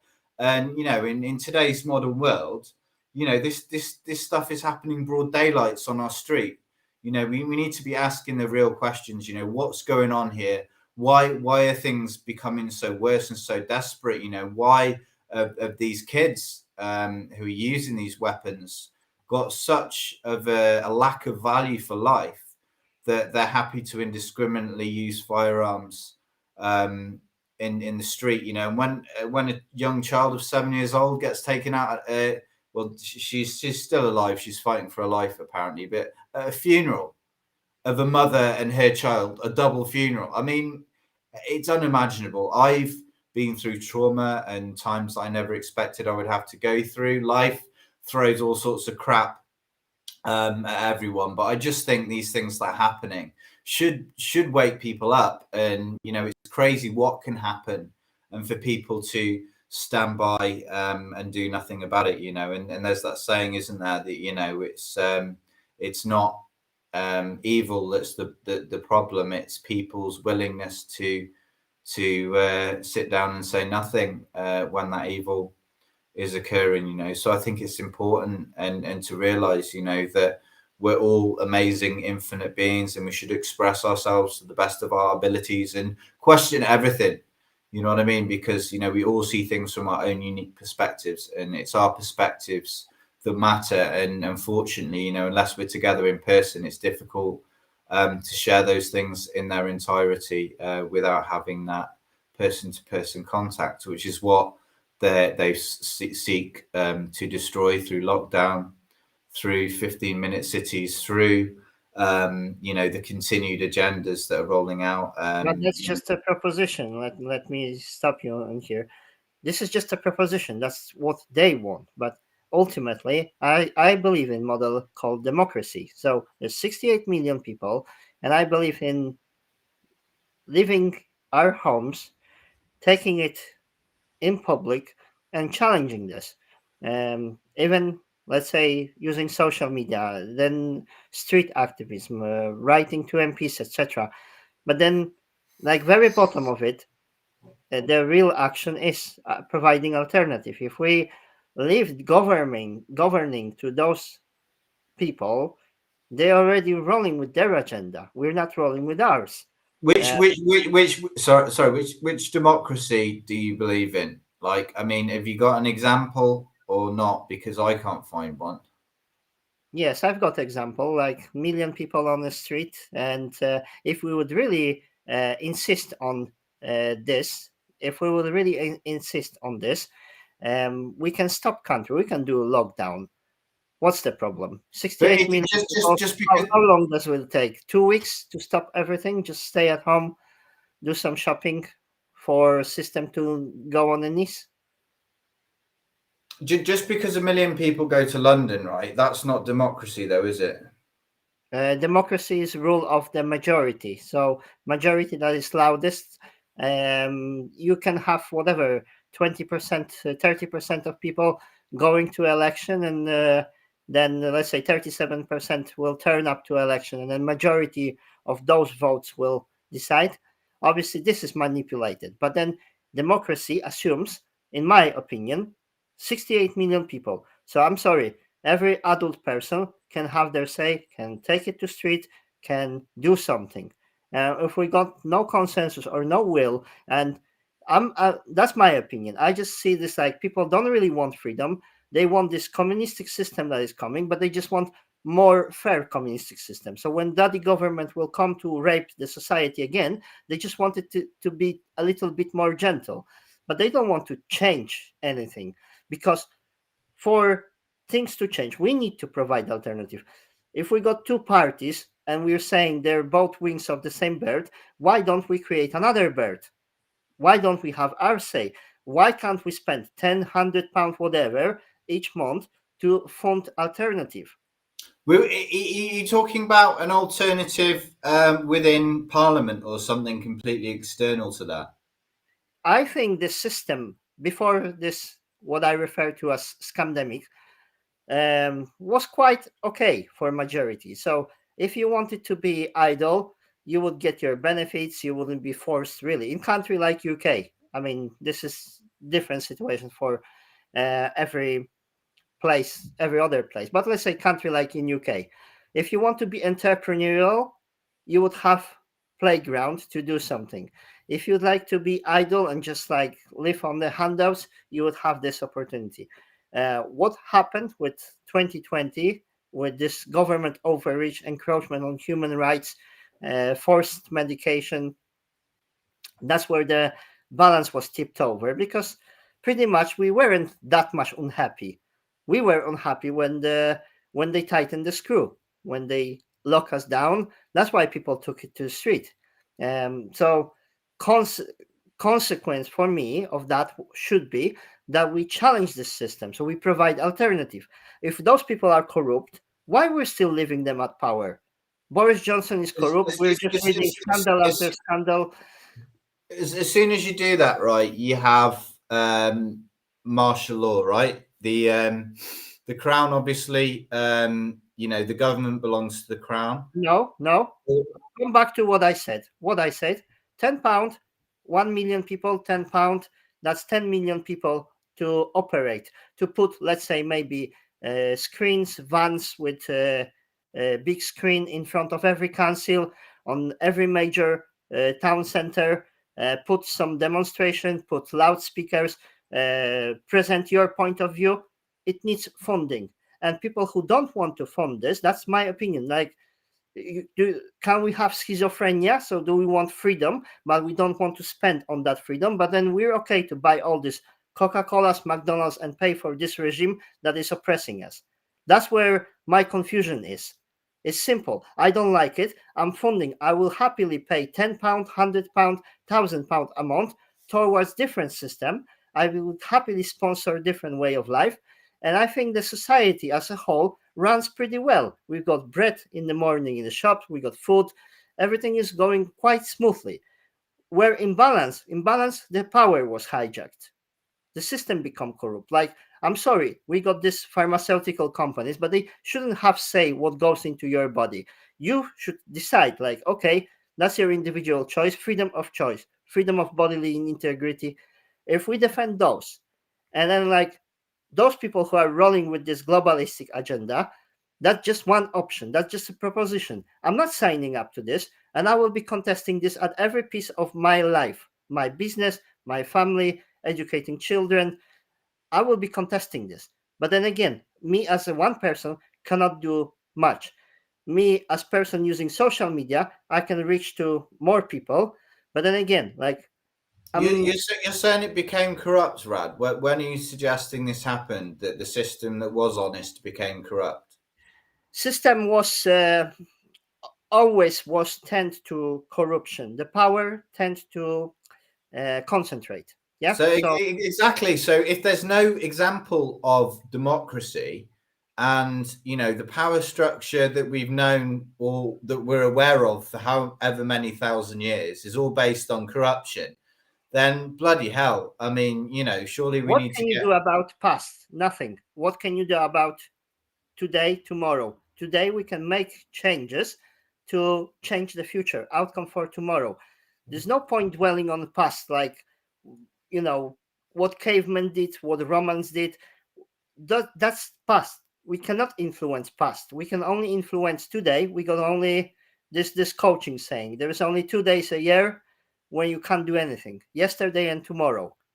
Only today we can do something. So I'm sorry if we're not providing alternative and we're craving for something, it won't happen. If I want to get shredded, I need to hit the gym.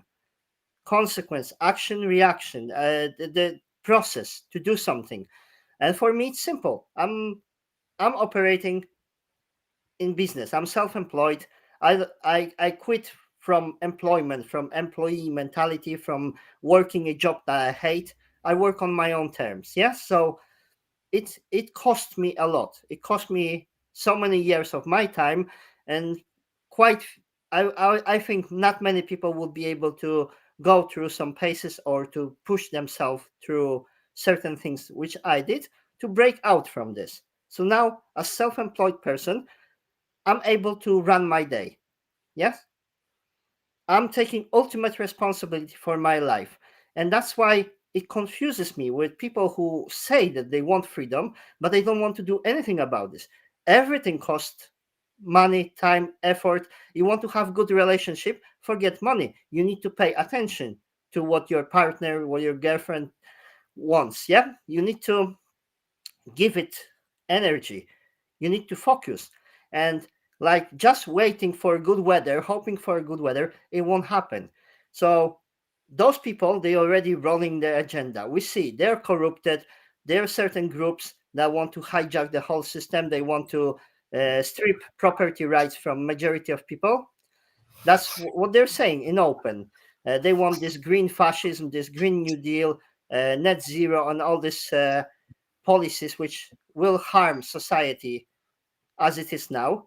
So why don't we produce alternative? And Well, to produce you mentioned the billboards and like leaflets or independent media, obviously, which you've been a massive part of throughout the freedom movement, and the Cash is Freedom campaign is something that is being sort of promoted by the paper. Look out for next month release of that. And if you go to Cash is Freedom .uk and check cashesfreedom.uk out, because it's an amazing campaign that's going on, headed up by Darren from the Light, and it's campaigning obviously for us to be free from the central bank digital currency. The reasons why cash is important, the freedom that cash gives to people, and it's great. So check that out. I mean, cash isn't just as simple as that. We obviously in a fiat currency system at the moment that's completely fabricated and a load of crap,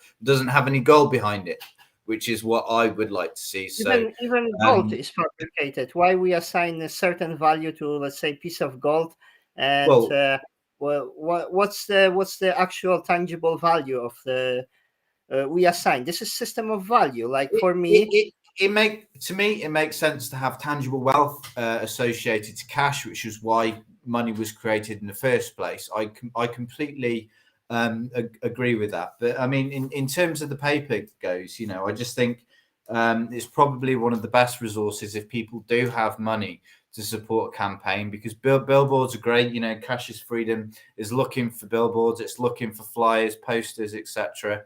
It's amazing to do that, but it's very expensive, and it's if you wanted to get a truck with a big screen on it, you're probably talking a few £100 a day, which is great. I think we should explore all possible avenues and routes, but that's what I said. I just I give just you think example. when it comes to cost, the actual production costs of things like newspapers have gone down exponentially. The price of the paper has gone up, but the actual dynamics of what it takes to put paper together have gone down. For that reason, it makes sense, because if there's, say, a village and only 5 people want to support, then they could all buy quite a few papers, which is an amazing resource. They wouldn't be able to necessarily afford something bigger than that. So I just think in terms of the potential that the paper's got to get it into shops, to get it into supermarkets, to get it into the periphery of where most people are going to be, instead of an echo chamber on Facebook, or a protest where everyone gets it anyway. To make real traction, we need to be getting out to people, like on billboards where all the cars go past, or all the shops where people are in their daily, weekly routines of spending and seeing things, the visualization aspects of it. We want to be out there where people can see it. It wants to be accessible, where people can know where they can go to pick it up. And at the moment, it is in some places, but it also isn't in others. So that's what I'd like to promote, is to encourage people to support getting the paper out there onto shelves. To do that, because the way papers work, there's like 1 or 2 months where those papers need to be on the shelves and then they get returned, i.e., the ones that don't sell, we'd be minimizing on that massively, get shredded and they get put against the accounts. Obviously, those wasted papers aren't paid for, right? So that's a loss to the paper. So obviously, we want to massively minimize on that. But to get this on the shelves, we're looking probably at about 20 grand. And, I'm not going to lie, it might not work, but I think it will. And I think a lot of people know that it will because we've put so much work in on the ground. We've built up such an amazing network across the country, now going into Ireland, into Australia, possible talks about a US edition, which would be amazing. But I just think where we're at the moment, it would make so much sense to get 10 or 20 grand together and literally fill all of the shops in the country with the light. And I mean, if it's in there, it's in there, right? It's going to be in there for the month. I think for 10 or 20 grand to get a copy of the light in virtually, every shop in the country, I think that's amazing value for money. And I think it's going to be effective in terms of reaching out to people and being in people's awareness. If people see a billboard and they're driving past, they're going to see it. Yeah, it'll make them think just like an advert will. That's I just just one feel of those things. Obviously, I'm supporting of that, but it's just like I'm thinking this again. Where is the root cause? Root cause is that we're not influencing, or we got no control over government. So this is like taking paracetamol to knock down the fever, but we're not curing the root cause. And then let's say even with campaign, like, and I'm not being like. I do this. I stick to cash as much as it's humanly possible. But then, even with campaign to keep cash, the government still got ability to completely destroy currency. They can crash the system, and that's where my train of thought is going. My is it the government though? yeah, government, because What? we So are it's being nothing governed. to do with the banks. We are being governed. All those institutions can be controlled, or they should be put in check with the government, and we got no representation. That's Well, why I think your idea is great of creating an alternative, but what I'm talking about is being realistic about implementing that alternative. If people think, within the freedom movement, there's a political party that starts up and they're like, yeah, we stand for X, Y, Z, and we've fallen out now. We've had a squabble, we had a disagreement. Now we're going to make another party. We're going to kiss ass to I was going to say Queen, kiss ass to the king. We're going to join the Privy Council and bend down and kiss the king's hand. And even if we disagree, we're going to do what he tells us, because if we don't, then he'll probably kill us or just make us look like shit in the media. I mean, come on, this has been going on long enough. Surely what happened with Jeremy Corbyn should be a big enough wake up call to people, honestly. Like it's all crap. It's all a con. And it's all the yes men are those criminals who decide to destroy economies, who decide to destroy small businesses. And at the end of the day, we can have our ideals, we can have our morals, we can have what we perceive to be freedom, but everything that you do, obviously being a businessman yourself, is going to be a cost. And the cabal, or whatever you want to call them, are ultimately in control of that cost. And that's where I disagree. 68 million people can put this to a halt, complete halt, and that's the difference between my view of the world and your view of the world. I'm not feeling controlled by those people because I'm taking responsibility. I'm coming out.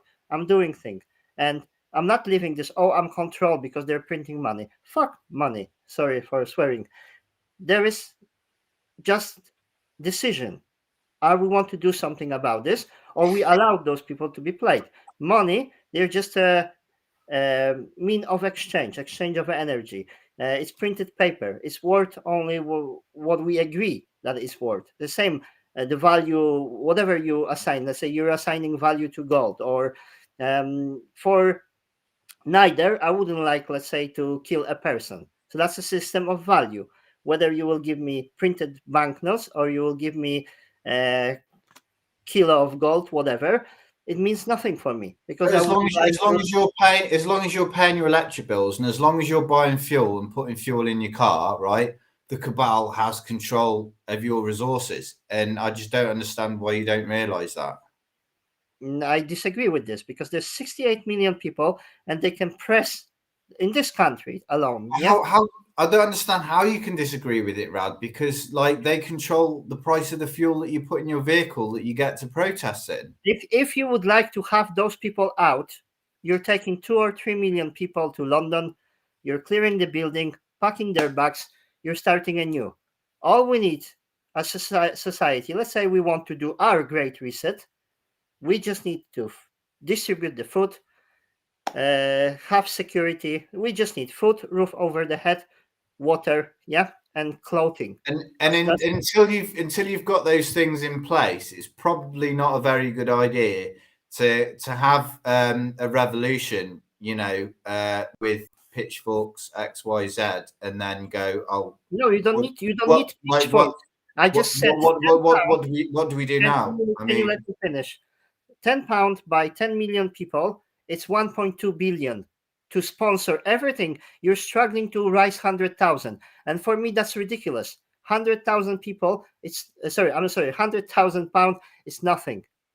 It's nothing. Some people are say they spend on that kind of money for expensive clothes, designer clothes, supercars. They cost more. If you got problem with the mental problem with that number, like 100,000, I just produced you £1 billion, which is as easy to get like this. Just 10 million people donating tenner. No problem whatsoever. If I would ask you now to chip in, or you would ask me to donate whatever, £20 towards your newspaper, I got no problem whatsoever. So now there's an economy of scale. Do people want to really support something? And like, look what happened. Canadian truckers, they raised $10 million, Canadian dollars. If not their funds, if their funds wouldn't be held, if accounts wouldn't be frozen, they would be sitting there till spring. There was like peace festival. They occupied Ottawa, yeah, capital city in Canada. They nearly managed to succeed, but it came to violence. So what I'm saying, we don't have to resort to violence or to revolution, but if we want organized activity, we need to fund it and we need to organize this, not just talk or being on Facebook and on social media. I'm happy to donate £10, £100, £200 towards organization that will protect my rights, rights of my family, human rights, will provide us with prosperity. Because what those people are offering us is fascism, neo-feudalism. They want us to be literally tied to 15-minute cities, whatever. This is like a return to feudalism. I'm not signing up for this. I didn't vote for this. I don't remember signing up for a visa in North Korea. So you know where I'm coming from. So we need to either we want something. It's as easy as sponsor this. We need to commit to this, not just talk. Protest is one thing. I always advocated for them, but it does not provide alternative. And this is like taking paracetamol for a fever. We never cure the actual disease. The disease is corrupted government, which is lobbying with big businesses, and there is no balance. This world was actually functional. So people were trading, they were exchanging goods, services, oils, etc., clothes. You would buy everything. So the question is about how we manage those resources.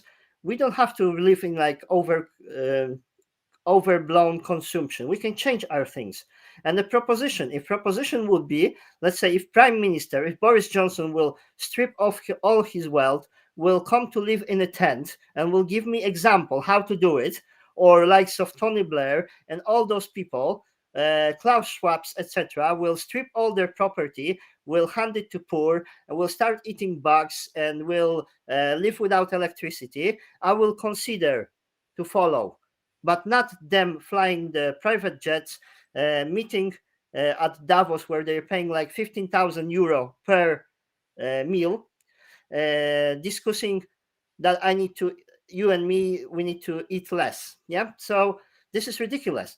Um, we can find new model for society. We can make changes if we take this scenario that let's say, world or planet needs some sort of intervention. Why not? But my point is, either we want to do something, because all this saying, for me, this is like mental disease. Oh, this is um, what was the word? Controlled opposition, Illuminati, grifter. That's the new word I learned. I'm just finding this hilarious. It's as simple as 1 million people paying £10. That's 10 million. You've got all sorts of vans, screens, newspapers, activists. You can pay for political party. We can press those people. We can have people with megaphones at every council office, but we need to fund this. There's no will to do So it. I completely agree with what you're saying, okay, about campaigning. Obviously, one challenge that I've got is to try and raise 10, 20,000 pounds so we can put this on every shelf in most shops in the UK, right? And I think that'd be incredible if we can do that. That'd be great, which is great, it's serving authenticity to the people and empowering them with and make giving them a realization about how things can be and the confidence and conviction to be able to follow that. But until that happens, people aren't going to let go of mummy and daddy state. Even though I don't think most people trust the government.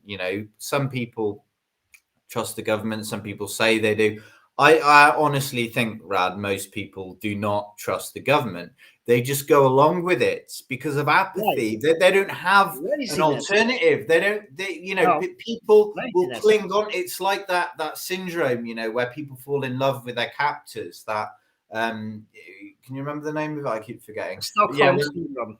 yes, exactly. So that's the reality of what we're dealing with here, and they're aware of the finite tolerances of people's engagement with the will and the want to change, and that's exactly why they put the brakes on in terms of the social experiment of lockdown and everything else that they did to us. They massively slammed the brakes on, to basically alleviate it and go, oh right, the lockdown's over now, we're getting our freedom back. They know the majority of those people don't understand the nuts and bolts. They know the majority of those people are just pissed off because they can't go to the pub or they can't operate their business, and they know that as soon as they put those brakes on, all of those people, all of that momentum are just going to go back to the bread and circuses that they We came need from, we and need that's certain exactly what happened. we need action, and we need to hit certain numbers which are not big. Let's say, take for this study from BBC, 3.5% of society actively pushing back against the government to repel the tyranny. That's just 2.4 million. We already had 1 million on the street. I'm pretty sure there's at least 10 million people who don't want tyranny. Out of 20 million who refuse the injectables, at least my assumption is that at least 10 million people think similarly, and they're adult people with certain capacity. So I just give you a very simple example. Why 10 million people can't donate tenner for a better future? I would do. I would donate as much as possible to ensure I don't live in tyranny. I didn't sign up for tyranny. I don't agree what they're pushing on us. I'm not happy, and I just see that's the alternative. I'm not feeling controlled by what you're referring as cabal, whatever. I'm just finding what I'm being controlled with is human apathy. Like you said, the people who refuse to act, they accept. People went along with shit like communism. They went along with tyranny, time and time again in the past. That's why so many atrocities were committed. That's why so many genocides. Governments, they specialize in genocide. They conducted this time and time again. All the history read the same. About Well, 80% of society, the Bolshevik revolution, that's not on the syllabus, is it? 80% of society, as always, is basically apathetic. It is. It is just body mass. They don't think, they don't engage. We don't need to convince 80%. We just need 3.5. We just need 2.4 million guys like you and me really pushing every single day in every aspect. And I just pointed on three areas: business, politics, and mass media. And by mass media, I mean like even certain alternatives. Let's say, what's the reach? Like, what's the total print of light paper Um, it's volume? it's over over 150,000. Okay, At the moment, $150,000 it monthly. peaked.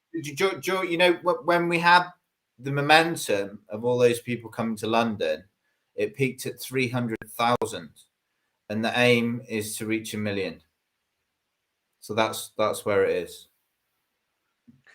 Okay, so you got 100 to 150 to potentially million papers printed.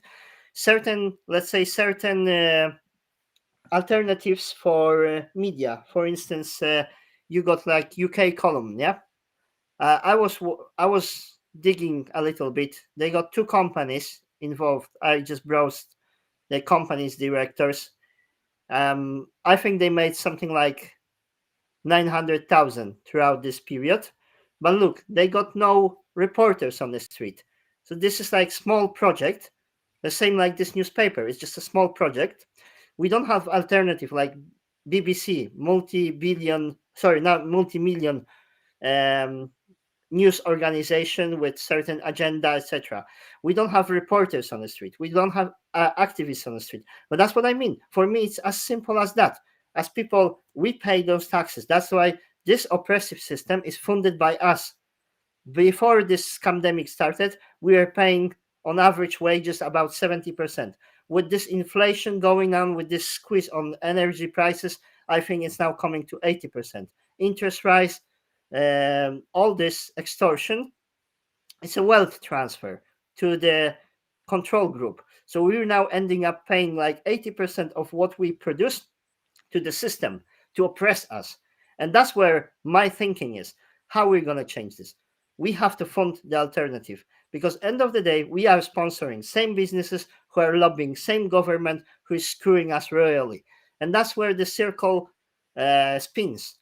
And for Yeah, me, I agree. I completely agree with all that. Obviously, I'm trying to do it myself, but I mean, in terms of like an alternative government, like an alternative way of being, I don't see that happening through money, right? Because money is controlled by the cabal, and like, you know what I mean? If people don't know what they're dealing with or who they're no, dealing with, the then money how is can they deal with important. anything? I When, mean, just when you're hungry and you can't pay your bills and you're stressing about your family, so no, don't tell me that money is controlled by cabal. All you need, let's say, we already in this system we are paying politicians to represent us. What's the MP pays pension? Pension, the wages, £80,000. So they are being paid generously, so they're not distracted or they're not corrupted. That was the assumption. That was the ideal model. Obviously, we found out that this is not true. It was hijacked by group of influence. Likes of World Economical Forum, I don't see them as like headquarter of the evil. This is just a symptom of what was going on for decades. The system. why don't you see the WEF as a headquarter when like pretty much like all the wealthiest people, not the wealthiest people, the wealthiest active business people, you know, it's a petri dish, it's a Okay, catalyst. it doesn't matter. Those people, they are able to. That's the difference. The only difference between, let's say, if we divide by two fractions between us and our enemies, if you like, is that they are working together. They're organized. Likes of World Economical Forum, this is just a symptom of people working together. They work 24/7, 365 days a week, a year. They work non-stop. They're rolling out with their agenda. And those people, they're not like us, like they're not friendly, they're not open-minded. They are basically, they might be hating each other. You can see with those politicians, they would kill themselves. They'll stab themselves in the back in a second, split of the second for their position, right? So they got no morals. But the thing is, they are working together. I thought they hate each other. And what I see in this, let's say, so-called freedom movement, I see such a Compartmentalized. yeah, sorry, it's my second language. It's sometimes difficult to pronounce. And then tribalism. all these groups. That's the truthers, that's flat earthers, that's anti-vaxxers, that's this and that, that's That anarchists. isn't that people though? Isn't that people? Of course. So now, if we got momentum, and I think we've got momentum, so if we got 20 million people who refuse to comply with the system, and I would say at least 10 million of those people, they're adult people in capacity to create different reality, then why they're not doing it? Even 1 million people donating this bloody £10, it's a something. £10 million. You're struggling. You're telling me you got problem to raise £100,000. It's a piece. Those people are spending this World Economical Forum. You will go to Davos. They're spending this on one dinner, on one lunch in restaurant. This is ridiculous. This is just the numbers. They don't care. They print the bloody money. Any quantity you might think of is just an abstraction, whether it's 1 million, 1 billion, trillion, it doesn't matter. It's just a set of numbers. We as people, we've got the power. 68 million people in this country. How much it takes to paralyze the country or to push back. But people got this mentality that they want to be ruled over. And that's where the problem is. I see no logical consequence. Okay, we're contesting the system, but we're not providing an alternative. I'm not believing that. There's leaders and there's followers. Apparently, I've always been a leader. Maybe everyone could be a leader, but if I'm just a leader and I'm not a follower, how would I know what it's like to be a follower if I'm not one? Do you know what I mean? So maybe there's the potential for everyone to become a leader. In a business, there is accountability. So if you're doing bad job, you will get this results back. Yeah. In government, that's the problem where we got no accountability in the system. The whole notion, the hijack of this control system, it's just literally like I would describe. So you're sitting in a bus and you see the driver wants to drive this bus off the cliff. So it's your duty, my duty, to stop the bus driver. So we are being the government is basically took direction of a disaster or took corrupt direction, which just benefits handful of people. It's not benefiting the majority, and that's what the government should be: representation of many. I believe in this concept, democracy.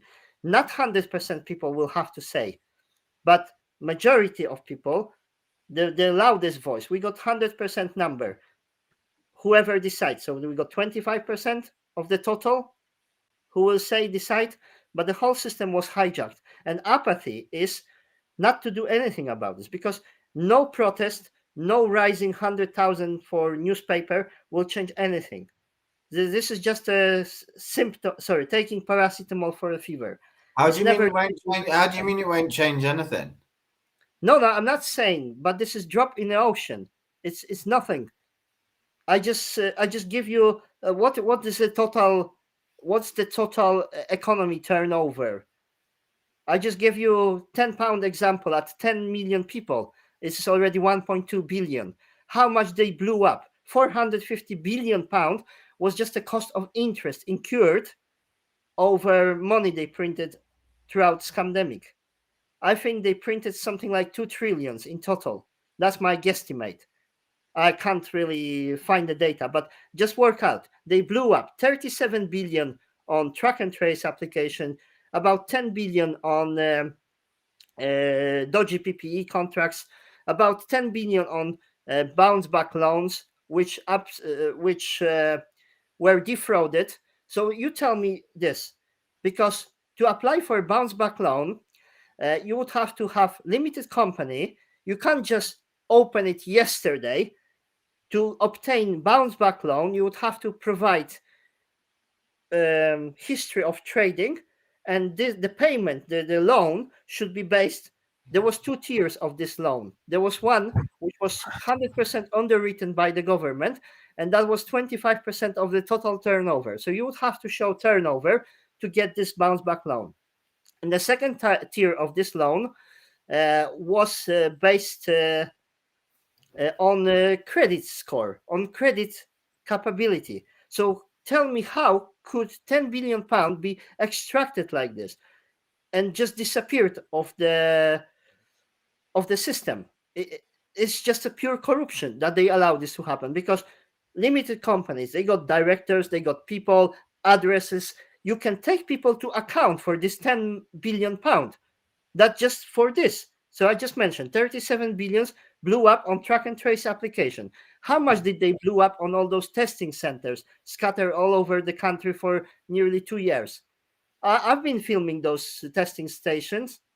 Many people were doing this.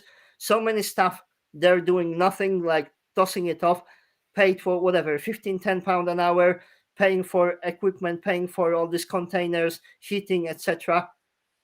They blew up so much money, it's just beyond belief, and nobody was taken into account. Nightingale hospitals, £500 million was spent before the commissioning of the hospitals. They turned them, like this was London Excel area, they turned this into vaccination center, and they treated less than 50 patients, 50 admissions. So where is that deadly plague that we were supposed to live through? That only 50 people um, attended those hospitals with so many thousands of beds. Yeah, it just makes no sense, and nobody was taken to account. And that's why Well, I'm it was the value in it was its role in the illusion in providing people with a material reference point of, oh look, the government are doing this, so something must be happening, otherwise they wouldn't do it. Like, that's the value. It's a psychological, again, mind control part of what they did, obviously, as opposed to having an actual physical function. That they also built a load of mass morgues. There was one just down the road from here, RAF Cosford. They reportedly built a morgue for up to 5,000 bodies in these old aircraft hangars. And I'm pretty sure that they're still there. So, other people think that a lot of these incinerator projects that have been built across the country are, to burn people when everyone starts dying. It's pretty dark shit, to be honest. I hope that doesn't happen, but definitely something to be aware of if they've got these bloody hangers, for all these bodies and stuff. I mean, the hospitals, they were pop up, weren't they? They put them up, and now they've repurposed those facilities. As far as I'm aware, but I'm I pretty sure. wouldn't be surprised if all that equipment would be sold back to NHS on a separate invoice. I wouldn't be surprised. I don't have Yeah, information, I don't have access. All these beds, all this equipment that was put there in those emergency buildings, I wouldn't be surprised. Like, this is same like you're going to a supermarket and box of paracetamol cost you what? Top 40, 50 pence, yeah? But yeah, when it's sold to NHS, it costs £10 per box, yeah? That's why the system is so ineffective. Um, but then again, this is longer discussion to have, because again, as society, we need to think like what the health is. Like, most people who don't understand the very basics, like eating healthy, exercising, they don't understand what the health is, and they expect magic pill. And then you've got this tyrannical government, and they're shouting, "Oh, like, daddy government, heal us, give us a jab, give us a pill, magic solution." There's a cause and effect. Everything that we experience, in some way, we are responsible partially for this. We are taking part. It's not just like dark evil forces pressing the buttons and we are just the poor victims. No, as a society, we allowed this and we tolerated this to this very point where this exploded and it was hijacked. Like, we didn't participate. We should have accountability. The same like you got any business, and let's say you got shareholders of the company, and basically the directors board, they are being checked for performance. Are they performing? Is company meeting obligation? Is ticking the legal boxes? Whatever. Are they making profit? That makes sense. Why can't we have same process with politicians? If they're saying that's what we will do, and with technology? Why can't we have direct democracy where now it's as easy? Everybody got phone. Why can't we vote? Like engagement should be much higher. How Let's say how how can you have a system of direct democracy when the banks own the government? How does people that can happen? stop people can stop every system possible that is out there. So 68 so million what so, people so, so what do tomorrow. the people do then? What do the people do? Do they then create their own, whoever they are, the people control their own hard currency, produce their own currency, and I just think that there's a massive gap between the government, what you described to be a government right now, to an ideology that people might want to work towards. There's a massive gap there, and I would just like to bridge that gap without some zombie apocalyptic scenario where people are literally chopping each other up for a loaf of bread. I mean, I just hope it doesn't get Have like you savage. you probably seen like Terminator movie, and you got this character of Sarah Connor, and she's Who? envisioning Sorry, what? Sarah Connor Terminator movie Oh, right. So I thought character. you said Sinead O'Connor then. I was like, what? Yeah. Right. No. Okay. Sorry. So you got this character, and what she sees that Doomsday Day. She see nuclear explosion that never actually happened. So she see one of the possible outcomes. So same like every religion, like how many end of the wars we survived. I think 2000, 2012. Like every 10 years somebody is preaching end of the world, second coming of Christ, every religion, every doomsday story. So like we got quite a lot. So many people they're waiting for end of the world. I'm not waiting for end of the world. I know that at certain day I will close my eyes and I won't open them again, and that just motivates me to get as much done in this life, get as much experience and as much So you activity. think there's other lives then? I don't know. That's a different subject, but Because you just I'm said just this taking life. Because you said this life. Sorry, we won't go down that rabbit hole as you put it. no Although I in don't this mind. life. Yeah, there's end of the world. I mentioned end of the world, imaginary end of the world. Is, Yes, is, so, is, so many. isn't that just bullshit though? Just like climate change. Well, sorry, global warming. I mean, it's always getting hotter and colder, right? But No, it's that's like like okay. So people talk about saving the planet. people are absorbed with thinking about finding gestures of Illuminati, arguing whether Earth is flat, or calling others controlled opposition. Everybody, you're controlled opposition. He is controlled opposition. Everybody, complete distrust, inability to work together, organized, and to provide Yeah, alternative. but they, So they can't they can't do that though unless they're aware of controlled opposition. This is where I'm coming from. Is that symbols are massively relevant, like unequivocally. They're used everywhere and they influence people. They control their minds on a they don't subconscious control my mind. I level. just They told might you. not control yours, Rad, but like Yeah, we're talking about when we're talking about government, when we're talking about majorities, yeah, we're talking about how most people are. you don't And need most people. You don't need most what people. I just give you what one what number. 1 million what people. let me just finish. One of the reasons why McDonald's is so successful, one of the reasons is because their symbol, the M, it subliminally is basically a pair of mammary glands, breasts. The I would first one of the never first associate things this with that we come in. You might not make that conscious association, mate, but it's subconscious mind control. That's the whole point. It's they to are attach. successful It's because to this is attach you business to with trust. things that are completely naturally, that are completely wholesome, to use that same attachment to then put in a Trojan horse. Alcohol, drugs, McDonald's. It's all shite, but shite that people for whatever reason get attached to. And one of the reasons that I'm suggesting is because of subliminal mind control and how we're influenced. And that is a whole realm of psychology that people spend their whole fucking lives studying, and they know a shed load more about how we work and how our minds work than we do, right? And we're That's not going to fine, but then understand as much as somebody who's been studying a finite area, like for the amount of time they have.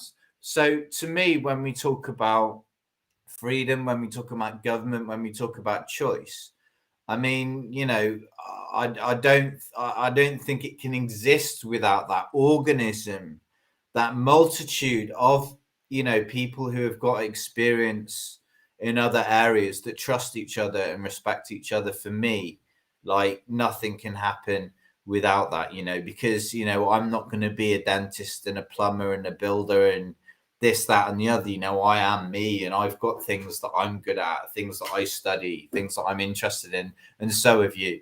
And like having a sort of a catalyst where people can attach those abilities and appreciate those abilities in each other, for me is a great step in terms of how we can move forwards. And I'd like to see more of that happening. But where we're at the moment, I just think by starting a political party, or even like, obviously I completely agree with that we should keep cash. See, the central bank digital currency is the nightmare, getting worse than it already is and has been. So for me, I think in terms of currency and value, we need something that works, that's set up for people, for everyone, and I'd like to see that happening. We've got Don't zero have don't have all, control. don't have all the answers, mate, but I hope we can. I hope we can sort this shit out, because if we don't, everyone's going to be dead, and robots are going to take over, and drones will be flying around like the Fifth Element or whatever, And that's not my I'm my. not giving I'm not giving my mind space to generate this vision of this doomsday prison. I'm generating in my mind action, what to do for it to not to happen. I'm just giving simple solution. We just need 3.5% of society. We don't need to reach 68 million people. We just need 2.4 million people like you and me actively pushing in all those areas. Three areas I've mentioned: mass media, politics, and economy. And those small businesses like Reiki healings, crystals, natural cosmetics, they won't cut it. We need to be in real business, and we need to have leverage. So those three areas. If we don't have representation, I'm sorry, we will get crushed. And this is just a futile struggle. It's just pointless. We're just wasting breath, in my opinion. It's just like taking paracetamol and not curing the cancer. The cancer is hijack government. There is no ideal system for humans. We're not ants or bees. We can't like think on the same wave and be have like this collective mind. I mean, that's what likes of Klaus Schwab they're proposing. This connecting to AI, yes, artificial intelligence. Maybe that's their vision of the future. I think for individuals, for 8 billion individuals, you are condemned to have some sorts of politics, and you're always condemned. So democracy is not ideal, but it's the best system we have so far. And even so-called freedom, it's a new invention. It's a relatively new invention. All the way back in history, we're living through quite a shitty times. And I just think we've become complacent. So that's why we were so surprised. We were so hit with all that scandemic, because we didn't get. It's like, how would you, when you're driving a car, you need to keep the steering wheel of that car, right? So the same, we had no control over what's going on, media, over government. We just allow this. Okay, it is what it is. It's just another thing, another thing, another thing, that we tolerated all this abuse till this point. The screw didn't tighten itself up to this stage. It was in a process. So certain people, they were concentrating power and influence the government. I'm just proposing alternative. If we can't produce alternative, everything is just a futile struggle. Like survival of the fittest, I got no problem with this. But then it's that ego thing. Like, okay, if I can make it, you can make it. How will we make it together? How can we make it as a society? It's, in my opinion, simple. Starting from 1 million people, donating £10, putting people in town centers with speakers, banners, fund this. like this, just 10 million pounds, nothing. Yeah, This definitely. number. But that's a different conversation to implementing an alternative government. That's what I'm saying. It just seems we're getting a bit clouded here between what the solution is in terms of the future and how we should be working. And obviously growing the awareness of people to the point where we can No, start. growing the awareness is not taming the government. Roach government needs to be tamed, and we need to step into government. Otherwise, we'll be governed over. What? So you think the government should stay how it is? It should just be tamed. You don't think that it needs to be rebuilt from the ground up? Is that what you're The, saying? the we as humanity, we all got past. Yeah, nobody is perfect. There will be no clean slate, and I see no alternative. Let's say now you've got police. Yeah, and there was that situation. I was with Vincent Dulmal at the time, and he had a conversation with one of TSGs, one of commanders of TSG. Yeah, and he said, just give it time, start your political party, and then you will tell us what to do. Because police, they're there, they don't care. On one day they are taming whatever eco protesters, then they are taming people protesting to free Julian Assange, then they are taming Oh yeah, yeah. anti-vaxxers, etc. It doesn't matter to them what flavour, does it? Yeah, they don't care. They don't care. But we're not providing any alternative. We're not providing alternative. Reason why those professions like police and medical establishment was hijacked, because there's no alternative for those people. They just think, okay, if I will stop complying with this, I will end up sacked. I will not be able to pay my mortgage. All my lifelong career and all the years spending in educating yourself, they will go to the shitter. And that's where we're not providing alternative for those people. There's no exit for them, and we're just thinking like, okay, we'll just expand their consciousness, this will pay their mortgage. No. And that's where the nitty gritty of this is, because in the end we don't have to pay any mortgages, any bills, nothing whatsoever. We need food, water, roof over the head. Yeah, well, that's a No. great place to start, isn't it? I mean, what do we need? What do we need? What do we want? And what can we all agree on? We think the future should look like, because obviously at the moment, it's in the hands of well, it's in all of our hands, but enough people don't realize that. That's the problem. That's the That's why critical That's the why I critical wanted this mass. conversation. I shared my frustration with you, and as well, I wanted to know your point. Like, how would you see a situation moving forward? How would we get out of this pickle? How we will resolve this situation? I'm aiming for a solution. I don't want to just point, oh, there's that like Klaus Schwab and World Economical Forum and just spout all this fear porn. I don't care that they are there.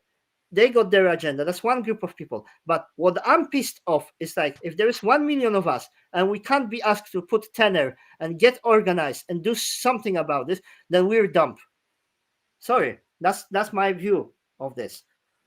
No, Yeah, I mean, I think just touching firmly on the ground. For me, the best thing I can do is to try and raise some funds to get this paper out there, and also it would be great to actually have like a forum, like a freedom forum, like the World Economic Forum, but good. Because I figured if they're doing it, if they're coming together and, planning and organizing how their version of the future is going to look, maybe we should be doing the same, instead of just being in our own echo chambers, not, working together, which is there what is we all excellent do. opportunity now. On the 4th of February, I'm going to protest, which is not related to vaccine. It's related to You said the word. That's it. We've been shadow yes, banned. yes, we're shadow banned already. But uh, what I'm saying is, yeah, obviously, if you will say something against World Hoax Organization narrative, then you can get your channel off YouTube. But then we know about this, so we unfortunately have to say certain things in rephrasing them. Okay, but protest in Sheffield that is happening on the 4th is related to clear air zone. Yeah, so congestion charge for Sheffield town centre, local businesses, so people who we didn't talk before, different group of people, and now look, all these groups of different professions that are on a strike now. So why don't we get our act together and we talk to those people? We don't have to be in our own bubble, because like the report today was that 500,000 teachers is striking in London. Like, really? I doubt that there will be 500,000 people there. But then, you know what the media are. They will show you three eco mobsters gluing themselves to this signpost. Yeah, they will show this as a protest, but they will. They get more coverage than we do. Yeah, conveniently, they will forget to show 1 million people marching through London. Yeah, that's just one of those things. That's the power of mass media. That's, again, I just proposed a very simple solution. We need to have our own mass media. I just showed you how to make millions of pounds in no effort, because to spare tenner, it's nothing. Nothing. Yeah, 1 but million people. I agree with what you're saying, right? But like, can I just like point to the reality of where we're at now? That the platform for us to be able to communicate that to people is controlled by the cabal. Okay, I mean, they're how do we, controlling it, but I just said that. I how just how said how do- that how like how do we get what you're saying out to these however many millions of people and explain why they should give us a tenner? Like now how does that one happen? person can't do it. Like now we've got what I see on this screen. There's 8 people watching. So now, if we would have just conversation, if I would just call Eight, you, yeah, if I will just call you, we will just have this conversation between us. Yeah. yeah, This video is already on the 4 different pages, and this will be working 24 hours a day, 7 days a week, 365 days a year. yeah, So I compare this like social media. I see this like leafleting or engaging with people. So if 1,000 people will watch this, then it's up to them. Like, okay, you've watched this, or like you read the like newspaper and you want to spread the word around, then that's your effort, collective effort. We don't need 68 million people to engage. We just need 2.4 million tops. That's it. Just 2 million people. I've already seen myself 1 million people in London. That's why I'm so annoyed with all this, like, complaining, all this conspiracy yeah. cabal running the banks. Blah, blah, blah, blah. There's a causality is giving away. I'm not accepting that fact. Not for a second. I just think we're getting different things confused here, Rad. To be honest, because you're saying like all we need is 2.5 million people to to give a tenner and that, but it doesn't mean anything unless you say what. Like, what do you expect that figure of a 1-2 billion or however much money that will accumulate? We should be in government. Like That's what? the solution I'm proposing. And then another thing is literally, because what you're saying, what is restraining you is finances. Okay. So I'm just removing this from equation, because we cannot go like this forever. I flushed so much of my own resources, like going out live streaming. If I would rely on donation, some people supported me, and I'm not being ungrateful, but I would never do what I did if I wouldn't have my own resources. Simple as. And people don't understand this. And this abusive language, like calling people conspiracy theories, it really boiled my piece. Yeah, it really annoyed me because I put my neck on the line. I was in Belgium. I had Well, it's stun grenades. designed to, isn't it? It's I it's had it's I had a stun grenade thrown at me. I was tear gassed. I was sprayed with water cannon. Yeah, and then I'm being called Illuminati by some retard on a Facebook. Yeah, like this is idiotic. The solution is Wait, as simple. you didn't make it onto John Overkill's channel, did you? But yeah, Um, like I don't we know. I don't know where I we, made. we we've all we've all had that. So yeah, I get that completely, but it doesn't matter. Well, it doesn't matter really. If it did, then John Overkill would have 100,000 views on his channel, and he simply doesn't. Yeah, It doesn't matter about this. I'm just proposing solution. A solution is very simple. If we yeah, but want to have yeah, banners, bans, I think that's great, but people acting, yeah, let's I sponsor think this. yeah, definitely we. Sorry, You what's that? suggested we need to sponsor all our activity, not just light newspaper, not just campaign with few banners. This will not change the root cause. It's one of the things that is needed, but just raising awareness is not the actual disease cure. The curing the disease is being in government and balancing this act, stopping the driver from driving the bus off the cliff. That's Yeah, it's more complicated than that, though. I mean, you can't just you have to take everything over. Like you can't just put. This is the point I was making before about Jeremy Corbyn. You can't just create a political party and put someone into government and hope everything will be all right. Because even if they're a good person, they weren't allowed to be all right.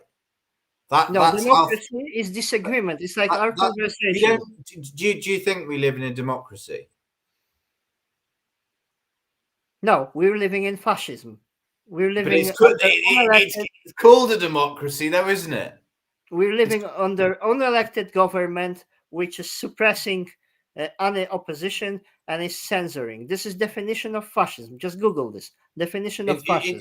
it's got the label of democracy. This is the issue. We need to establish what democracy is, right? And as there's no example throughout history of, to the best of my knowledge, a democracy that actually works, that is a massive problem and a massive equation Some people to. say this is eternal conflict. Which system is better? Like, okay, to which one you want? Technocrats from World Economic Forum, everybody chipped, connected to AI. Do you want monarchy? Do you want republic? What system do you like? In democracy, it's a contest. So get the group, get the biggest voices heard, and this is like, okay, the biggest group will bully their will, like they the, will the, bully the, everybody there's, else to submission. there's elements, right, of like technocracy that I actually agree with. I mean, I'm not a technocrat at all, obviously, but one element of it I agree with, just like lots of different ideologies, is that people make decisions that have said experience. And for me, the biggest problem with democracy is that even though it's bullshit what we're in right now, is that even if democracy was in place, yeah, what use is it in asking someone who has no idea about the said topic matter that they're being asked to decide on what the fate of or future should be?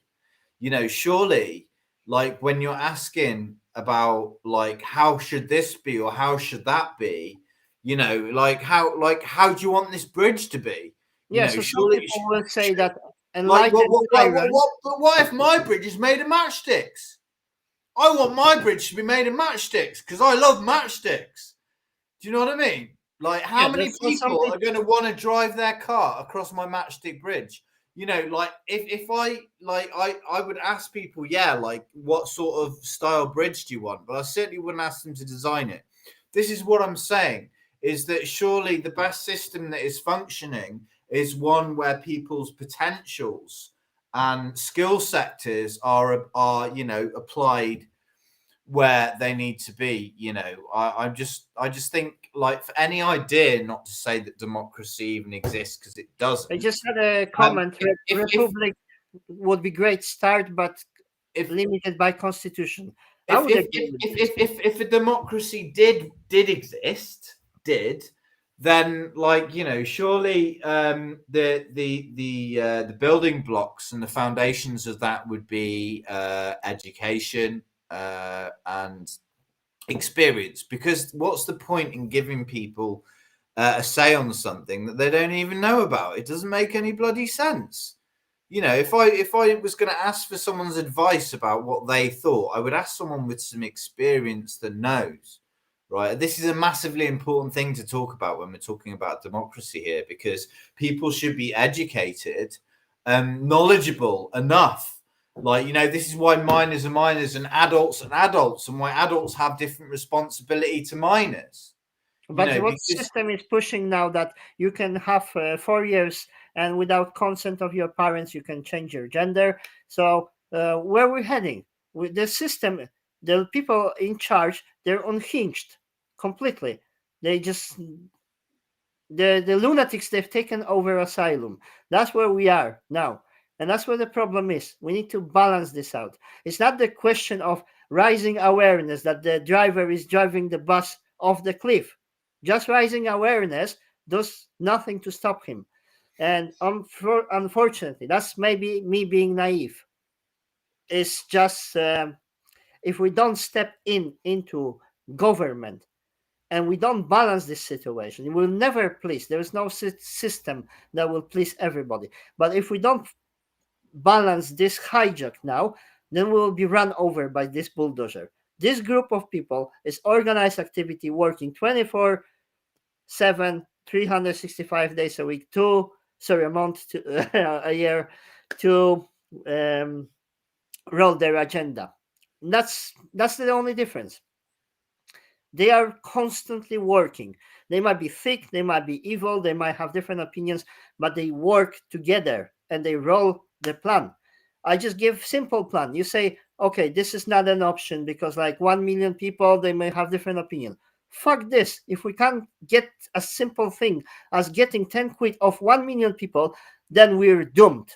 Done. Finito. yeah, that's great, but that's a separate conversation to, having a democracy if it exists, and then in implementing it. Like, they're two different conversations. Like, if I'm like trying to raise £10 off 1 million people to put this in every shop in the country, that's not a change in system, is it? That's just doing something to try and facilitate a change in system. So I just think it's important that we're clear what we're talking about. Yeah, that's What one we drop in the bucket. I just suggested the whole bucket. You suggested one drop, which is I just suggested, okay, let's have 1,000 initiative like this funded out of this 10 million whatever plus 10 million, 100 million. We can get them like this. The same like Canadian truckers. They raise 10 million in no time. They would be sitting there if there would be actual will and support from their nation. They would have peace and love festival and they would be sitting there till spring day. But people, they kowtow to power. Yeah, if people would support this, the transition would happen. That's my view on it. I'm not giving control of reality to those people. This is all mind games. They don't have enough force to stand with Kalashnikovs, and shoot us down, chase us down the street. There's no force. And we've seen this. Even 80,000 people on the street of London. They don't need to do that, mate. Like, they don't need to do that. Like, if like things on the Internet of Things, right? Like, a lot of them are, like, they can do things like turn the power off. All right, they can do things like the cabal can do things like completely cut off fuel, completely take away power. Right? If they do that, which they could do tomorrow, then within 2 weeks, people would be robbing each other with garden tools. One of the That, option. that, that power, they I'm, have I'm that not. I'm power not. I'm not right now. putting Yeah. my mind And, into and creating unless we're system. aware, of who we're dealing with and what's at their disposal, then we're pissing in the wind. We really are. Okay, you're giving them power away. When I witnessed situation at 10 Downing Street, where people, they were already ripping those little gates in front. They were using this metal gates, to the metal barriers, yeah, before the Downing Street gate. And I've seen situations where people literally were ripping them out. And if there would be maybe 100 more people in that crowd so agitated, they would storm the gate. But what would happen? There is police with machine guns on the other side of the gate. But with the very first bullet, they would start home war. They would start a conflict that they can't win. Now, I witnessed this tension. So we're very close to it. We don't have to escalate to violence. I don't want to give my mind space into creating all this dystopia that they want to put on us. Yes, so I want to create different world of a solution. So I just started very simple. But Just that's why we all went to London in the first place, though, wasn't it? Because we'd had enough.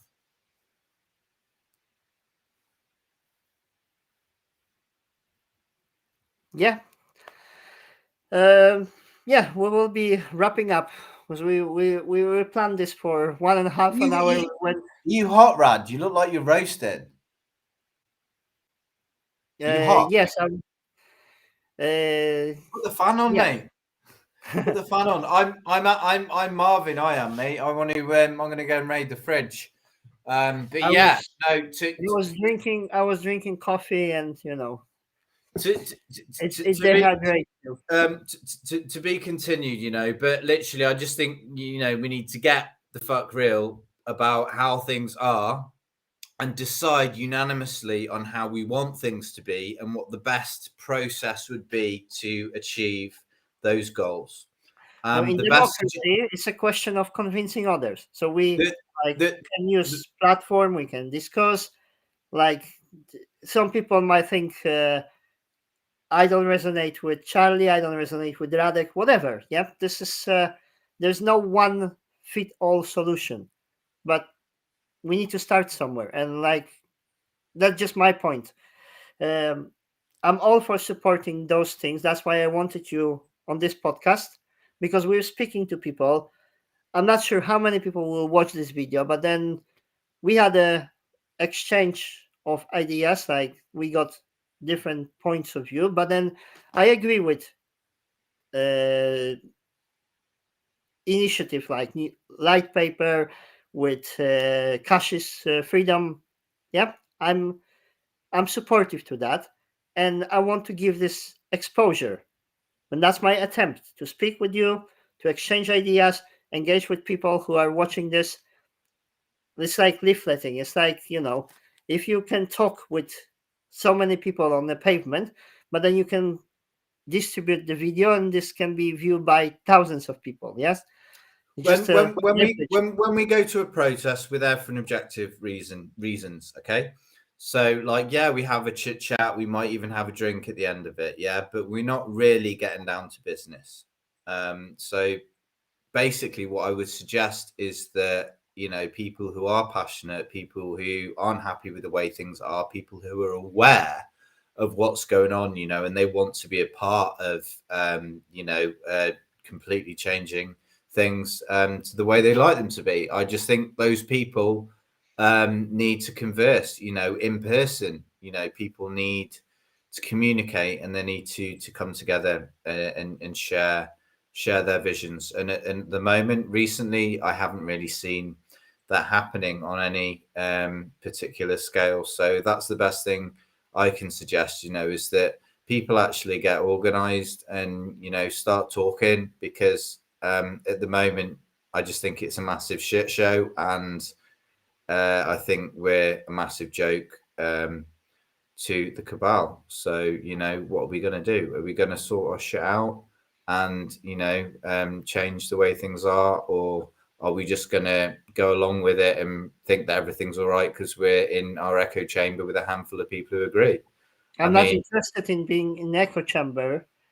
I'm interested in solution. And this is so frustrating for me that I see people willing to engage in this mental masturbation, which I call, uh, and not address the actual problem. Actual problem is, in my opinion, very simple. We need to be in the government We need to be in economy. We I need to don't. be. I don't want to be in the government. If you're talking about the government, that's are you talking about Westminster? Do you like? Do you want to be in Westminster? If I said to you, Rad, like you're the Prime Minister, mate. Would you honestly do that? I don't feel passionate, but I will do what is necessary. But what if you were given the option? What if you were put in the position of being Prime Minister? Because I wanted to be Prime Minister. That was the first job in primary school when I was about 4 or 5 years old. I wanted to be Prime Minister, and now it's the last job on the planet I could imagine. But I mean, I don't know. You might think differently about that. That's the thing. It's not easy. It's not easy to meet the expectation. It's a job that takes really thick skin. Will I be competent? I doubt. And just question of me like being foreigner, I would polarize people. So I'm not thinking I'm a fit for politics. I'm just being realistic about my humble person, where I fit. I don't fit in mass media. I don't fit in politics, but I understand like how to be independent. I mean, being self-employed, run business. That's my domain. And then if I can support myself, then I can also support my activism. Yeah. So if I can pay for whatever live streaming software, I can pay for cameras. I can go out. I can do something, but I Okay, don't have well, to depend on if somebody. I'm going to raid the fridge because I want to eat some food. We've been at this nearly 3 hours, which is great. It's great to have a chat with you, Rad. I haven't seen you in forever. I haven't spoken to you for many moons. I think one of the last times I saw you was Birmingham, actually, when I was holding the brolly in the pissing rain while you were interviewing Dave Curtin. So that was quite interesting. Anyway, would you mind plugging my channel before I go? Yes. Because it's quite funny, have a look on there and have a look at some of the videos I've done. It sort of explains a bit about my journey and which there are many stories to be told and the trials and And tribulations of the police during lockdown. can And you do yeah, me this a will be on favor? there Can too. you write your page in private chat? I will just put this in I've public chat. I've sent you a link in Facebook. No, I can't open any other tab. Well, Just it's in there, so leave it at the bottom. The link will be there okay. after Okay. the Okay. I got this the on the video. phone.